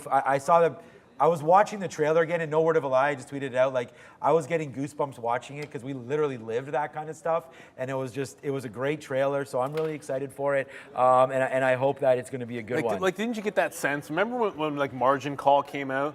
Like, what's interesting is when you traded through some of that. Margin call's a great name. Yeah, like when you watch like like anything around a financial event, and it's like, well, on that day, like when Lehman blew up. Like we can remember sitting on the floor and watching the markets on that day. It's just a different feel. So that's what the excitement is for something like that. It's TIFF, by the way, for those of you guys that don't know. The Toronto International Film Festival is on right now. I think it's going to be a heck of a lot of fun.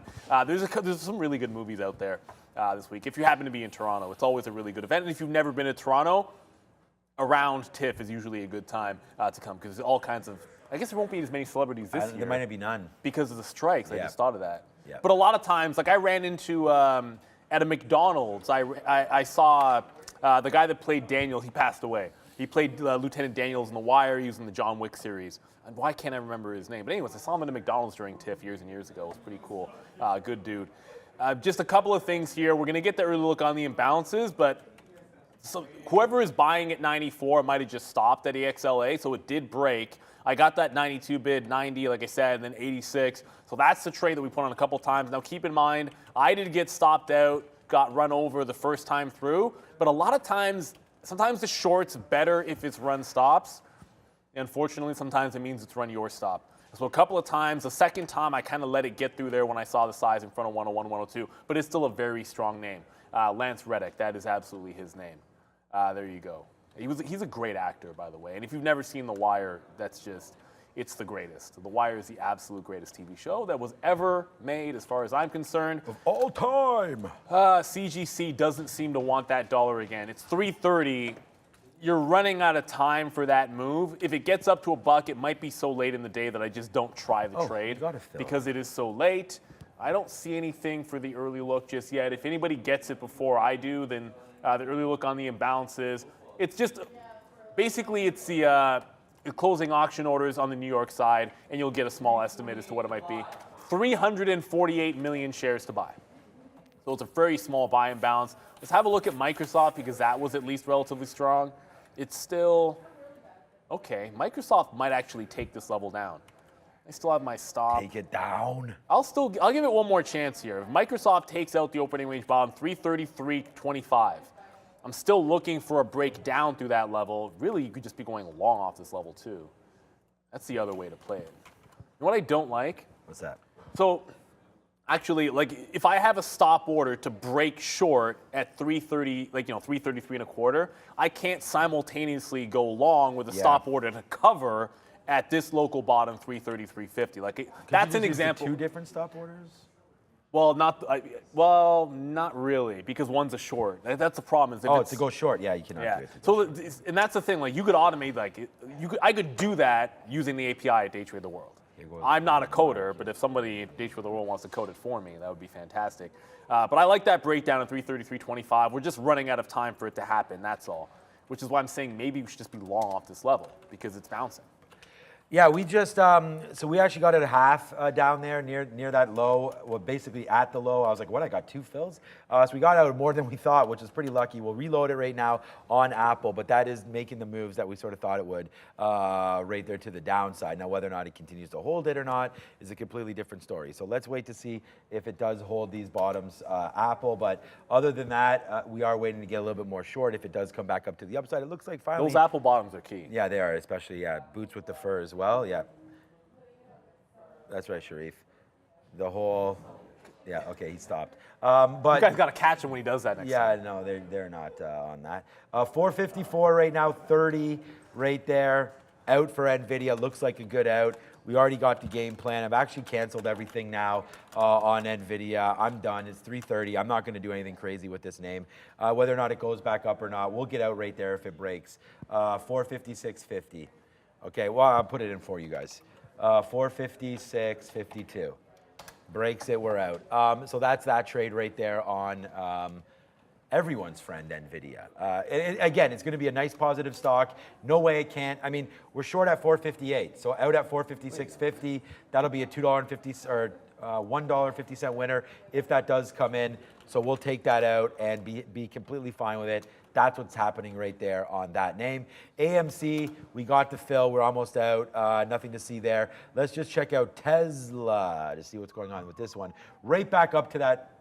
This would be a good, this is a good short. Again, it's just, I don't know, Friday, not scared to take a trade. We'll do that. This is actually, against 249, it's not horrible right now to grab this short. There's the 200 period. It's pretty good. Generally, I'd rather it be the 50 that we were running into, but it was pretty just back and forth there for a while. So not something that I'm super excited about. Nvidia still, what else can we look at? Maybe we can look at Intel quickly here. Let's just call that chart up and see what that's doing. So Intel right now, kind of barcoding. I don't even see anything.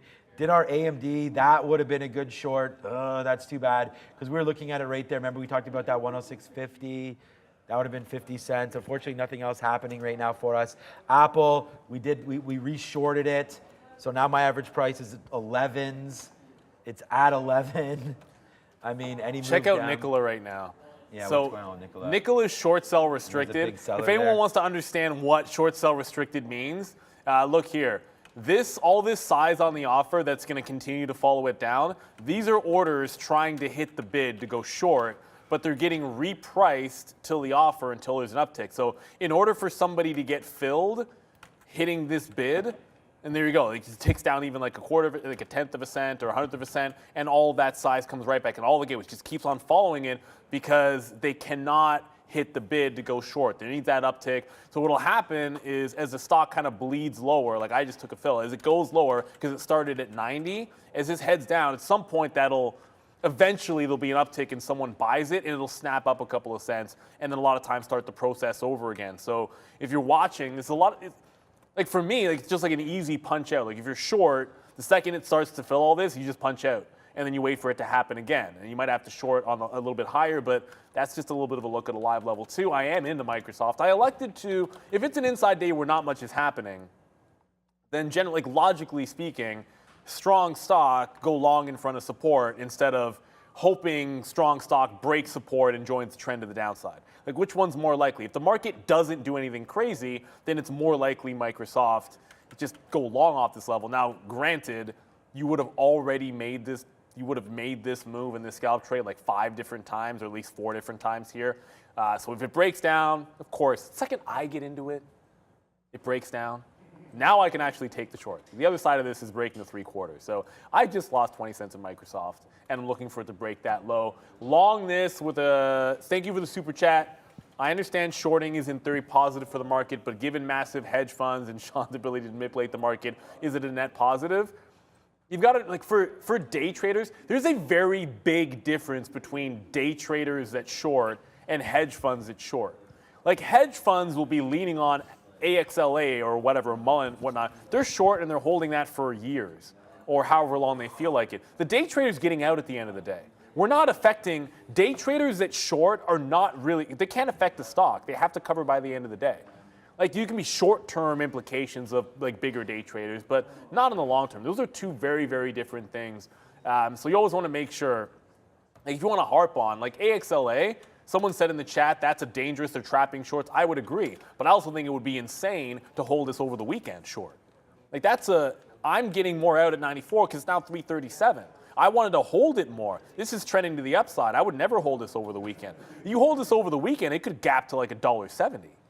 Like, that's very realistic. I'm not saying it's going to gap to 170. I'm simply saying holding it over the weekend risks it gapping into like a level going back into last year, like October, like 52-week levels are like 170 on this stock. It could happen. I've seen that happen before, and you can get absolutely destroyed doing that. But if you're a hedge fund, you don't care because you can short this until it gets to like 20 bucks, and then short it some more. And that's what they do because they believe it's going to continue to head down. Very, very different story. Like, we got to get out, man.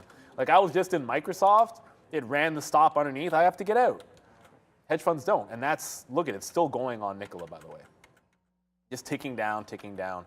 That's another ugly one. Absolutely ugly. Of course, I should have just stuck with the idea to go short on Microsoft. The question is, do I really want to chase it at this particular point? I don't know. Yeah, who knows? All right, so Apple went to 178. We took some out there, so that was fine. Nvidia is now 350 in the money, right back to the level that we already got out on. So that's happening right now. And the thing is, someone just said there that, like, we have 3,500 watching. That is completely correct. But I haven't done this in a while, so I'm going to do it right now again because we used to get. Why isn't this load? All right, there it is. Like 400 likes, like that doesn't make much sense right here. So if you're watching the show, please make sure you hit the like, hit the subscribe, and all of that. So 446, let's see if we can get up to 1,000 because honestly, I know Kat's in a meeting right now, but let's do this. Hola, like and subscribe today. So there we go, man. I mean, let's get that like count a little bit up, man. If you're watching the show, this show is free 99. So not only is it free, but it's also free 99. So you get it free every single day coming here, right? You gotta watch a YouTube 30 seconds, 5 seconds. You just push skip ad, right? You shouldn't do that. Don't do that. But anyways, that's what we're doing right now today. So please hit the like, hit the subscribe. I mean, if you're liking 350 in the money, that's great. If you're liking Apple, that's great as well. But thank you so much, man. Smash that like button. Again, thank you so much to Long This for your super chat and everybody that's here right now. Thank you, Alcy. Thank you, Damien. Halt the Squeeze is here. There's Long This, man. I'm shorting you what? Apple? Apple's one of my favorite stocks, unless you're talking about AMC. I'm short AMC, Apple, and Nvidia. I mean, I like all those stocks. He's not talking about AMC. No, he's talking about Apple. Yeah, or Nvidia maybe. I don't know. Well, it's one of those two. But everybody owns Apple, guys. Everybody owns Apple. Yeah, come on. You can't. If you're a trader, you'll short stocks that you own all the time, man. There was a point where I was short 9 out of every 10 days in Intel, and I just bought that stock in my long term, like maybe like 2 quarters before that, because it was trend to the downside. Still trending. Still trending to the downside. Sorry, just still trending to the downside is Meta. I've canceled my order at 99. It just popped back down. I don't think we'll get it in time. So I was going to short the 99 level, but it's back down into the lows. Let's go to the desk. Yeah, guys, early mock imbalances 328 to buy, just like last time. But this is the headline here. Nicola Corp says at about 8:30 a.m. today, there was a thermal incident with one engineering validation battery electric truck near Nicola's Phoenix headquarters. No one was injured, though, due to the thermal incident. And then basically coming out later and saying pre-production truck was outside undergoing battery fire investigation and testing. Yet another incident with a fire for Nicola. That doesn't necessarily matter, but the stock's already getting pummeled. At this point, it's like, Oh, that was from 8:30. I know, but it was already getting Oh, smoked. yeah, Yeah, no, but it's like, but it had already gotten smoked. Yeah. Like this stock was testing $1 for the last few days now, and the daily chart. I mean, like that's the daily on Nicola. It's not like Nicola's doing any better. This to me, like underneath that dollar, like it's probably worth a shot at 50 cents. And when I say it's worth a shot at 50 cents, it doesn't mean just blindly sit on the bid and hold it till it goes to 20. That's how you get bag held. No, but it means if it gets down to 50 cents and on that day there's a long off that level that say holds 48, then I like that long, right? Like that would be a play for sure that I want to take. I've said this openly. Like if AMC gets to $1 Yes, sir. and it's still on the, like it's not like the OTC or something, I'm going long at $1. 100% chance if I am sitting at a desk day trading and I see a $1 on AMC, I am long at 101. And I was long Nicola at 101 today and yesterday before it broke. Those are trades you take almost every time. I'll take NEO when it's at $10. I'll take Ford when it's at 11.01. That's a great price, by the way. But yeah, just again, as a day trader, you just want to take advantage of whatever happens to be out there for you. Will NEO drop beneath $8? Bao just said. I mean, I don't know. If I thought for sure NEO was dropping beneath $8, let me just look at the chart here. He doesn't mean today, obviously. If you look at this is closing beneath the 200 today. That's not good. This is going to close beneath the 200 period for the first time since July. This is why you're talking about it. This is a bad line here. Can I just move that? No, I'm always scared to talk bad about Chinese EVs because of Sharif. Well, whatever. This is breaking down right now. Close for the first time, closing beneath that 200 period, and it's still at $10. I'd look for a 10 breakdown next week into $9, and then support at $8. I mean, I don't know if it's $8 exactly. If you look at this here from June, that's like $8.40. So is that close enough? That's the next level down when you break down. I'm going to write down NEO and just put the word short next to it, and I'll remember what that means next week. But Sharif's in Li Auto. NEO's much worse than Li Auto on the chart. I mean, if you look at, well, yeah. Li Auto's just breaking down today. let's see. That's the problem. Load. No, but the level of 38 is going to be a problem. Uh-oh. But anyways, Apple. Oh, see I gotta what I'm saying? write that down too. Yeah, well, this is why I'm trying No, to like bring it to people's attention. like NEO's a good level too, but sometimes the one that's higher gives you more potential for it. It's not like whatever. It's a big level, guys. Like look at this 38 on Li Auto.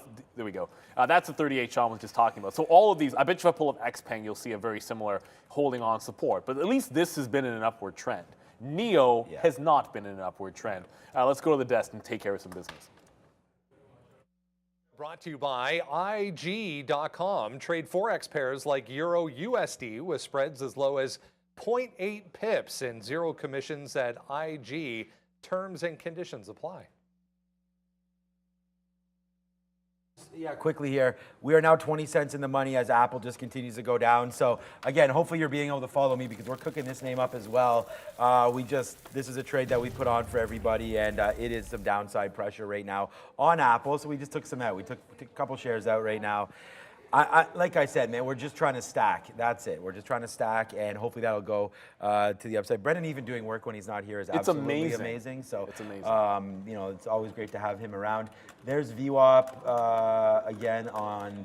You know what? There's something. I keep saying this about this 5-minute chart. I'm just going to use it for levels. I'm not going to use it for any of these. I'm going to actually probably take these off. 180. Wow. I cannot believe I'm not short 180 Apple. That was definitely the missed trade of the day for me because I love that level. I've talked about it numerous times and should definitely be short there. And I'm upset that we are not. So that's okay. But anyways, what we've been doing is just holding the short. We talked about why we like the short here. We're under the 50 period. We're under VWAP. The only positions I've taken is short here. Although that's a lie because we did have Roblox and lost on the long on Roblox. That was, we got a 75% there. We held a little piece. Again, what we're down on Roblox is like, we're up more on this last piece of Nvidia, on the last piece. We're up more on the last piece than we lost, period. on on Roblox. So that's what's good right there. I'm still waiting. My wife, I'm gonna have to send her an Uber pretty soon because she's gonna be coming in here. We can still have the after show to come on at 4 o'clock. Join me and Michael Noss. The thing is, I've told Michael Noss he's got to give us a trade. So watch out for this one coming through. Lee Auto short 38. Yeah, I'm going to tell him my trade's going to be Lee Auto short 38. But we're going to see. I told him, give us an idea for next week. So what is he looking at? Something to develop next week on any stock. So stay tuned for that at 4:15. We'll be going over that as well. One name that I just tweeted out was Palantir. What's going on with it? They have a couple, next week they're at a couple conferences as well. And this name today, straight to the downside really in the last hour or so. It's right at 15 bucks. So I was looking at this level. I don't want to do this as my trade for what we're looking at, but again, Palantir, another possible break of 14 downside. You break that, who knows where we go, but Palantir, again, great earnings report up to 20, and since then it hasn't really been very kind to investors. But we keep on bouncing off 15, so if we lose 15 today, watch out for this 14 coming Monday, Tuesday, Wednesday, and then we'll see what happens after that. It has to be saved by earnings because right now they're not loving Palantir, although Snowflake was pretty good. Apple, again, all right, let's just see if it wants to go lower. Look, we have... By the way, I just punched out on that size on Nicola. Oh, no. The size took it all the way down to a triple bottom at 88. So 1 time, 2 times, 3 times, and then it filled that size at 88. So I said the second that trailing order got filled, I want to get out. Well, that was it right there today. So I'm done with that trade. And also on AXLA, that buying at 94 stepped up in a big way. I mean, 94, every time it got down there, it's like take more out, take more out. I just covered a bunch at 96 here because this is entirely too strong. Like, look at the shelf on this. You've got to be able to see things like that. If you're long this stock, I know exactly where you'd put a trail. Probably at like 92. The 94 long has been good. There's never been size on the bid. There's just been a lot of buying on AXLA. I think you'd have to be nuts to hold a short over the weekend. Hopefully this is still around the dollar level come Monday because the amount of buying here at 94 makes it a little bit exciting for a local breakout. Like I prefer a break going long to be breaking like 110. Instead of trying to go long at $1, I'd rather be breaking long at 110 with a $1 stop. And that's what's setting up next week. Like the local highs at 107, 108. And again, you can take a 1 long. What'll happen is if you go 1 long, you're often stopping out at like 98 and you're just gonna get stopped out every time. But when you go long at a 110, you're giving it more room and you think it can get to like 160, 150, maybe 170 next week. But yeah, for anyone long AXLA, there's a lot of buying at this 94 level. That's why we got to get out. So I'm out of Nicola. I'll be out of this one altogether in just a little bit as it looks like it is going to go higher. Very, very strong stock. These low float, man. When the market's weak, these are where the longs are. So that's on me. I flipped from long to short on this, and I made the mistake of getting out of CGC too early. I got out of it right when it was about to accelerate to the upside. So again, I think that was a big fail and a huge missed opportunity because 85 to 95 is just as good as the early trade. Like it basically gave you that 10% move twice today, and I wasn't there for the second part. You got to have it. Steve G, check out Paramount. Yeah, good day for Paramount. It's making a bottom. Paramount, much like what were we just looking at, DG was getting destroyed and is making a bottom. Paramount made a bit of a bottom today at 13. So been getting crushed. I mean, everyone knows the story by now. Disney's also having a good day, by the way. That's making, I'd say, equally a good bottom, Disney and Paramount. $14, next level break to the upside. It's already made 1 low. Next channel will be a 14 break. Love relief rallies. It's like that whole counter trend idea. Playing those bounces when a stock's been getting beaten up, it just means it doesn't have to move that far to give you a good percentage gain. Those are great setups for longs. All right, we just ring the register again because we only have seconds right now until the imbalances come out. So I'm going to find them out for you right now. I'm going to clear this broker, and then we're going to see what happens right now when this market comes out. We just covered a little bit there on Apple because we're not fools, or sometimes we're not. Apple with the move down, that's a good cover there. Well, like I said, man, we'll do that all day, every day on that kind of a cover. There it goes. So what's on tap right now? That's not JetBlue, JBLU, or is it? Intel with a 860 million to buy. So nice downside move. Apple's a buy. Okay. Still a downside. Let's cancel all of our offers now. Well, actually, we already did cancel our offers on Apple, so nothing to worry about. Nothing to see here. As there goes Apple. Hopefully, I can make a move back down to the downside. Do we have Nvidia on here? We do not. Do we have AMC on here? We do not. We do have Disney. Neil was just talking about that off a nice spot. Remember we talked about this at 80 bucks at like 10 o'clock? Damn it, 81.50 right now. Like Neil said, high of day on that name. Let's just maybe cover AMC. It must be on here maybe as a buy. I don't see it, but that's a nice shot up there for AMC. And look, I mean, this has been destruction central right here as that name just keeps on fading out and over and over and over again. So a couple good covers here on AMC, but we got to get out of it now. Other than that, I might just punch out of everything. It's been a great close. Apple was a great short. I hope some of you guys had that. Other than that, yeah, not much popping off for me right now. I was just about to look for AMC alphabetically. Get out of AMC. AMC, it is a buy imbalance. It's not huge, but it's a small buy, like 77,000. Not even any paired. The thing about the auction is you've got to imagine you're going to have bigger closing auctions on like bigger cap symbols, like the ones that are more heavily traded by the funds, right? So a lot of times that's why you won't see a big imbalance on something like an AMC. But the days that it does, you want to pay attention to it. I don't know what this is. FTXG. First Trust National Food and Beverage ETF. That's a little random. Well, ETFs out there, who that? cares? Yeah, no clue. Never heard of it. Manulife is in there, but again, that's not that expensive a stock. And to my experience, there are some names that when they have imbalances, they pretty much always pair off. Manulife is in that category. It's a buy imbalance at the low of the day. Now, if it was a sell imbalance at the low of the day, I'd be thinking go long, and then when it pairs off at 55, maybe it comes back to the upside, but it's a buy imbalance off the low, so I'm not trusting it, not Manulife. AXLA did make a slight jaunt to the downside there, like it rejected one last time, so I still have very small amount left. I took more shares out of 97. This is grinding higher. In absolute, hindsight's gonna be 2020. Hindsight's always 2020, first of all. But look at what was happening here. Like if you're short off $1, and every time it wicks down, it's filling 94s and then snapping back to the upside. Like it's not holding down here. Like it's giving fills and snapping back up. Those are wick bottoms. That's showing a rejection of going down. I could have reversed this long, and maybe you hold it into the close. This could be worth watching after market just to see what happens there. As you mentioned, Disney on that imbalance, it is at the high of the day. Probably going to pair off, but this and Paramount should be on the radar next week to continue a relief rally. Like this is like wick bottoms yesterday, day one bounce today, right? If there's going to be any kind of a sustained rally, this has $14 or $13 to the 200 period moving average and like $4 to the 50 period moving average. That's the kind of move that you can be capturing in a few days or a week if we continue this rally on Disney and Paramount. To each your own. Like I think they're basically doing the same thing here.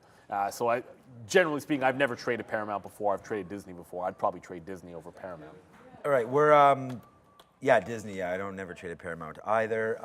Okay, so Apple, we've already taken a lot of this out. So here it comes back down in. It's a 25-cent win, and I'm going to consider it a win. A win is a win, right? So nice move to the downside. We might as well just cover Nvidia now.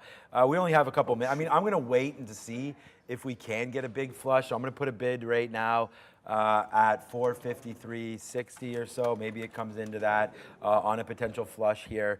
At 455, you get sometimes a move different ways here in the future. So we'll see if that's coming through. I got to make a move over to the big desk in a couple seconds as we get ready for the after show, so the recap show. So we'll wait to see in only 30 seconds. We should be able to get a move back in right now. So let's wait to see if that does anything. Obviously, we're also on Apple. We sort of talked about that a little bit. All right, it's the only thing I have on.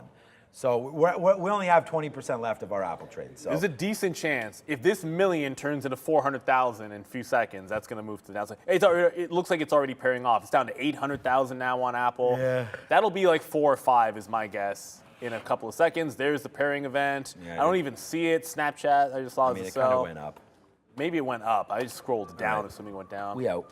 I don't even see it. Intel, 1 million to sell. Usually Intel doesn't have an imbalance after 355. That's a little weird. 1 million to sell. It's the only one left. Pfizer's a buy. Disney's a buy. So the names that have been getting beaten up are buy imbalances.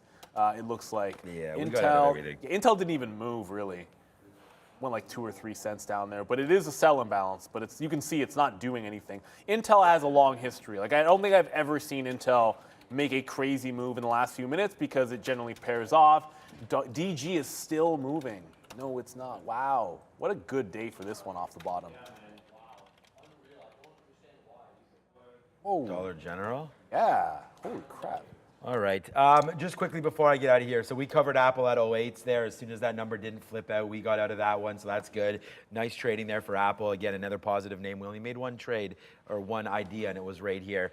All right, so that was that one. We have about 180 fills today, and our fees are basically zero. So to answer some questions about people that were asking about what's up with our fees.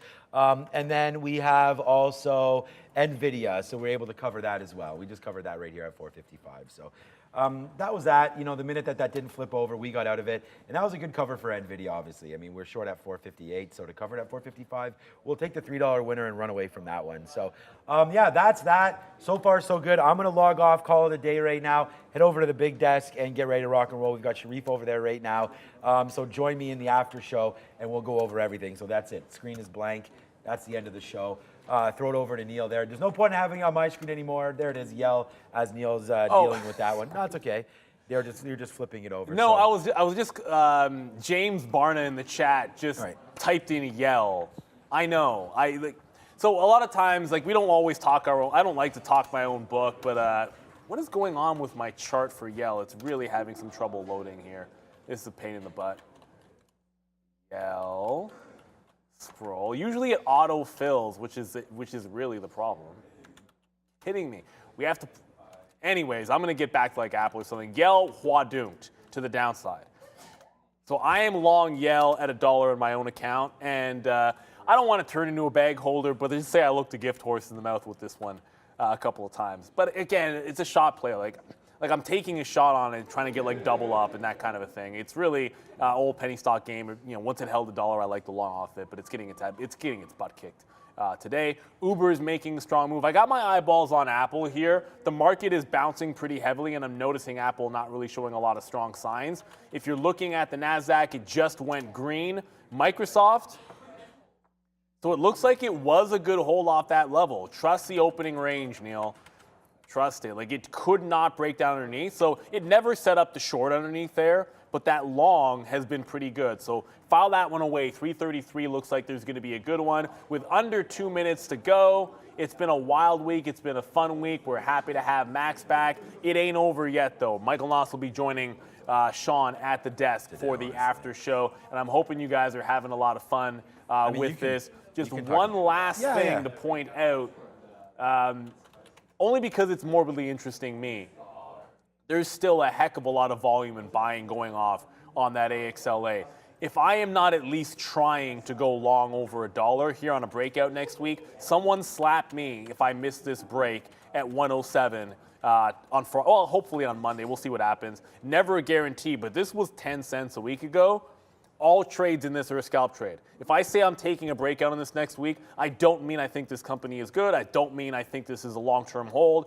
I mean, I want to go long at 109. I want to have a stop at $1, and I want to get out in half an hour or an hour or an hour and a half. Like, that's the nature of day trading to me. Join the trend. This is up 10x in just a couple of weeks. It's obviously not going to sustain itself. That's just completely insane. But this one will definitely be in the notes, AXLA. I tried shorting this after being long all day long, and it wasn't even a very good short. Like, you could make money on the short, but you were fighting it to make money on the short, whereas it was easy making money long. Same thing goes with CGC. The market is going to hold green here. Google's ripping. Dollar General's been an absolute banger. I don't see anybody moving toward the bell, but I'm going to... Ramin just made a power move toward the bell. At the same time, you guys can fight over it if you want. There you go. You can share over that. There you go. In 3, 2, 1, ring it. And there you go. We have both Cat and Remain, and apparently we've got 2 mallets for that as well. I didn't even know we had 2. Good luck not breaking those. It's an absolute banger of a week in terms of trading opportunities. It'll be even better next week because that's what we strive for. Every day is better than the last. You always want to grow as a trader. Want to shout out to Obi for filling in for Max all week, and we're glad to have Max back on the midday. And Brendan, we obviously wish him a great vacation. He's off in Paris. Sharif is filling in for him. But you know what you want. You want the after show. It ain't over, but it's going over to the desk with Sean. All right, guys, let's see What? how the Oh, markets damn. finished off today. The squeak out, a quick gain at the end there, ending up 0.11 on the day.